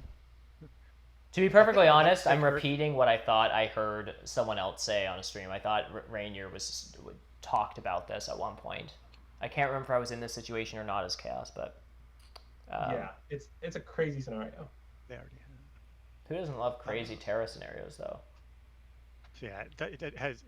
Which one I take now means absolutely nothing. So a trading post. Sorry. Oh, this is interesting actually. So building a temple gets me 1 victory point essentially. I get 4 victory points for building it. but I lose 3 victory points in resources and 1 in air 1. So it's kind of a no-op. And you can't make a dwelling into a trading post, I don't think. So I mean, I could build I can build a dwelling and a trading post, but that uses more resources than what I get out of it. So I'll build a what? Oh, Chickens is just clarifying that building a temple doesn't lose air 1 points. That's true. For me, no, it does.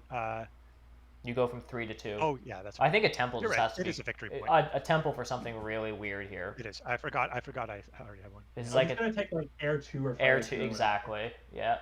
You know what? I've already committed to going crazy on the Earth tracks. To the trend. Oh. Now at 15 on Earth. He's up here, folks. He's up here on the Earth track.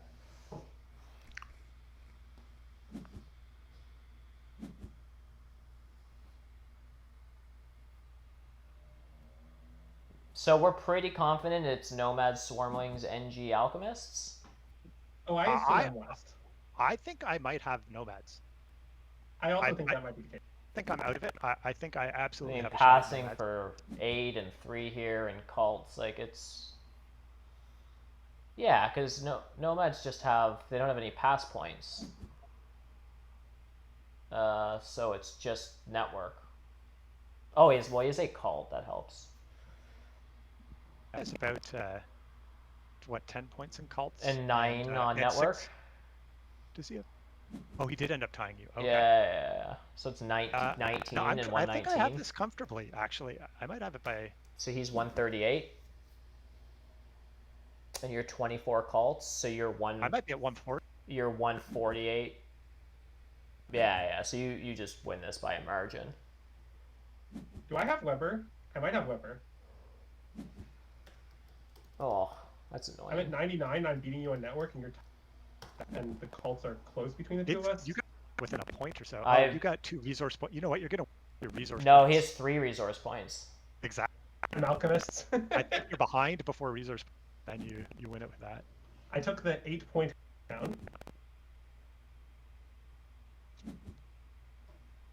Yep. You know, if you're playing a game and you're sick of looking at the animations, you can just refresh your browser. When it loads the game box, it just goes to the final screen. Oh, Removes all the drama. I press the button in the upper left-hand corner every time. Really? Yeah. That also works. It's the same. I actually didn't even know that you could do that. I was fighting for third in this game for a long time. But I'm actually a little shocked here that I the margin on Nomads after what they did early on.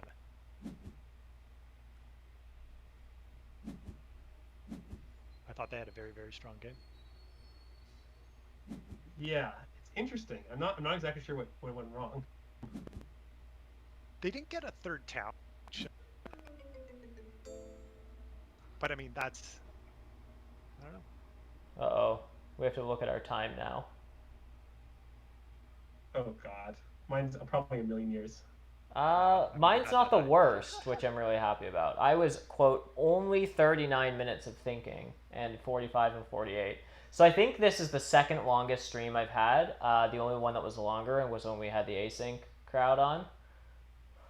And that... Sorry, boys. That stream was approxicidely 2 days. I like to talk. I like to think. We had a supper break. Yeah, no, this was fun though. I'm glad that actually, and we've been retaining viewers throughout this. I totally think it was worth it to dig into some of this stuff. I really liked what a lot of you guys had to say, and again, I said this earlier, but like, although we spent a lot of time talking about some of those moves, I think what if you're newer to this game, what you were hearing with these other guys were saying is like what goes on in our heads as we're playing this game, just like you think like 4 times faster than you talk about that. I could do this, but then here's the downside, so instead I'll do this. Oh no, that's crap too, because this will happen, so I got to do this thing.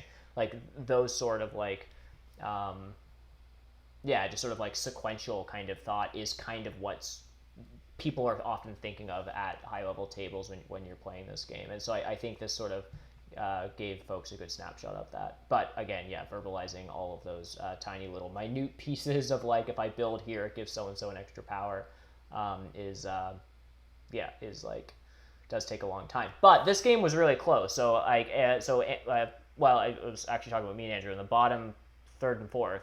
It didn't end up costing you the game, but like, if you and I were closer, that whole thing where you gave me 3 extra points, let's not forget about the part where you gave me 3 extra points for probably no good reason. You probably could have just sequenced. Yeah. It was wrong. I should have just used my cult step on water first. Yeah, and that was amazing for me. Now it didn't end up costing you the game, but like it if we had tied or something, like those are kind of the things that are like annoying in an arena game when you tie with someone and you literally just give them like 3 extra points in the process. But here's something though. Let's flash back to the auction. I claimed engineers were the 3rd best faction, and I believe the outcome of this game has borne out that claim. Say that again. In the auction, I claimed engineers were the 3rd best faction. Despite them being bidding, and they were in fact the 3rd best faction. Okay. Like, I beat you, but I only beat you because of the auction margin.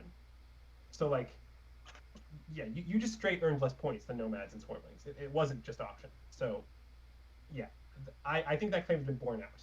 Yeah. And I was starting to get concerned that Swarmlings were just being bid down a little bit too much. I don't know why, but like, I mean, obviously you also just like played an incredible game, Gordon. I'm not trying to take that away from you at all. But like, yeah, coming into this, it wasn't like what was your initial starting VP 17? Like, it's a good bit off of like Alchemists and stuff. Yeah, I don't know. That was a hugely high scoring game for you. I saw a lot of ways, as always, I guess, that the Alchemists game went poorly. Alchemists are always, they can go amazing, it can go very poorly, but I saw a lot of danger here for them. So I was certainly starting to think very seriously towards them at the end, but I was not going to take them before the others were all bid, probably under 20 the more I thought about it. Whenever the track is really, really bad at scoring, I start really enjoying Swarmlings. And despite the fact that there was no ship scoring in, I figured I could do quite well on scoring the others. Right. And getting the big building in round 1 and 3, not only to kickstart my victory points, but also to get those early workers. Was really Yeah, that was I'd good stuff. actually love to ask JDI something. We were all raving about round 4 when he built 4 trading posts. I want to know if he considered building. I think he had enough resources to build 3 trading posts and then a temple for Air 1, which right. Sure, he loses three victory points there, but he gets way more than that over the course of the rest of the game. But they are nomad trading posts, so he loses 7 coins. Did you consider that, JDI? JDI, are you on? I know JDI messaged me a minute ago. I didn't think about that. You didn't think about it, JDI? Oh yes. Hello? Yeah, no, we can hear you. Go for it. Oh, okay. I didn't think about upgrade my trading post to the temple to get a Air 1. I didn't think about that. Notably, but maybe it's a good line. Mm-hmm. Correct me if I'm wrong, but did you have enough resources to build, or does anyone recall a temple for Air 1 and a trading post? I think someone pointed that out perhaps in chat that they were going. I know he went into round 5 with a ton of resources, so it's certainly possible he had that, and he did get he got a coin action, I think again in round 5 or something. So he got a good pass towel, but that Air 1 would have, that's 3 rounds of at least 3 trading posts, if not 4. That would have been pretty nice. Yeah. Yes. Now I do think this line might have cost him a pass tile, because as you may recall this round, what ended up happening is that JDI passed, like, not exactly early, but like earlier than the rest of us onto, I think, the dwelling tile. Right. So, yeah, the question is, is this temple TP line going to be worth more than 8 points? And I don't know the answer. I suspect it's competitive. That's a very fair point. Yeah, fair enough. What do you guys think were like some of the main sort of turning points in the game? Like, do you see any sort of key decisions that you made or that other players made that sort of really affected the outcome of sort of future rounds? I think Nomad's initial placement was super harsh to Alchemists. A5. Yeah, well, A5 and F3, the combination of those. Right. It put a lot of pressure on you right from the start, and you managed to get away with your shipping start, but yeah, and he still got he got to the east, even though he didn't start any like on B4 or E8 or whatever. So Right. Yeah, that 2 shipping stuff. Yeah, for because sure. as you say, if you were able to open spade to B2 and B3, I think that would have been the more I thought about it when you suggested that, I thought that would have been a nicer opening. Yes, I would definitely have done it if I could have. Cool. If anyone in chat has any questions for any of the players, just as we sort of wrap things up, let me know. Feel free to post them in chat. I'm sure they'll be happy to answer. Any last sort of thoughts about the game or anything that you guys wanted to share or break down in the game results? Anything like that just before we wrap things up? Oh, actually, I guess one thing. I think I maybe should have taken 101. Oh yeah. I think Alchemists love it. Yeah, I think it was too fancy. I think I just should have. I think I think I should have at the end either sanctuaried on C1 or just templed that round and then like try to pull off Temple Stronghold, which might have been possible. Just make both of them that round. Yeah, it was too much to give up. It was just a bazillion points in the end, and I regretted it. So there you go. Yeah, fair enough. And that would have been pretty bad on pretty rough on my game, I think. Like I mean, I wouldn't have built a temple the round before, so that would have been somewhat helpful economically. I guess I would have built out a little bit more and then just gone more trading posts in the trading post. I don't know. Yeah, I don't think it could have helped things very much for me if I got water 1 blocked on top of everything else. But yeah, any last words from you, JDI or Gordon? It's been a pleasure, boys. Yeah, this has been a lot of fun. It's really great. Yeah, cool. Well, we can sort of wrap things up there. Thanks so much, guys, for coming on. I really appreciate you guys doing this and hanging out. It's really great. And thanks to everyone in chat for sticking it out. I realized we were a bit chatty this evening. A stream went for pretty much a full 3 hours, so I really appreciate everyone sort of sticking it out with us and, yeah, spending your Friday evenings or Saturday middle of the nights, early mornings, depending on where you are, with us doing this. It's been really great. Lots of interesting discussion and stuff like that. Yeah, we do have a couple of more open tables coming up, just to announce. So next Friday is kind of TBD right now. I had a table, but some things had to get pushed around and stuff. I'm not entirely sure what's going to be happening next Friday, July 30th, but it is going to be Friday evening at some point, so stay tuned for that. Jump into the Discord if you want to get updates and stuff about that. I will let you know as soon as I firm up players. Will be happening. After that, as I mentioned earlier in some of my streams, we are going to be moving over, at least for part of the month of August, for some Saturday noon streams, noon Eastern. This just allows other players from Europe to be able to come in and join us. So I do have a couple of really interesting tables lined up. We've got Gino, BC Goa, and Simone B, hopefully I pronounced their usernames correctly, coming on the first Saturday in August. That's at noon Eastern. And then the following week is kind of cool. We have Juho Snellman, who's agreed to come on Open Table, which is going to be a blast. I've been chatting to him a bit through email and Twitter and stuff like that. So for those who are newer to Terra Mystica, prior to BGA, the original Terra Mystica site was built on a site called Snellman.com that was literally coded by, I think he's Swiss, I'm not entirely sure, but a programmer named Juho Snellman, hence Snellman.com, which is where people play. So he's coming on the stream. And Zevok is going to be playing at that table as well, which I thought is fitting because Zevok is just sort of known as like the king of Terra Mystica, the old school. He's like #1 on the Snellman site. So the guy who built the site and the guy who basically has defended the champion title on that site for quite some time. The 4 seed is a little bit TBD right now. There's a couple people I'm chatting with, so stay tuned for more details about that. Yeah, and then also just in terms of other streams, what have we got coming up? Oh yeah, the Fire 2 Grand Finals. It's happening tomorrow, so make sure to tune in for that.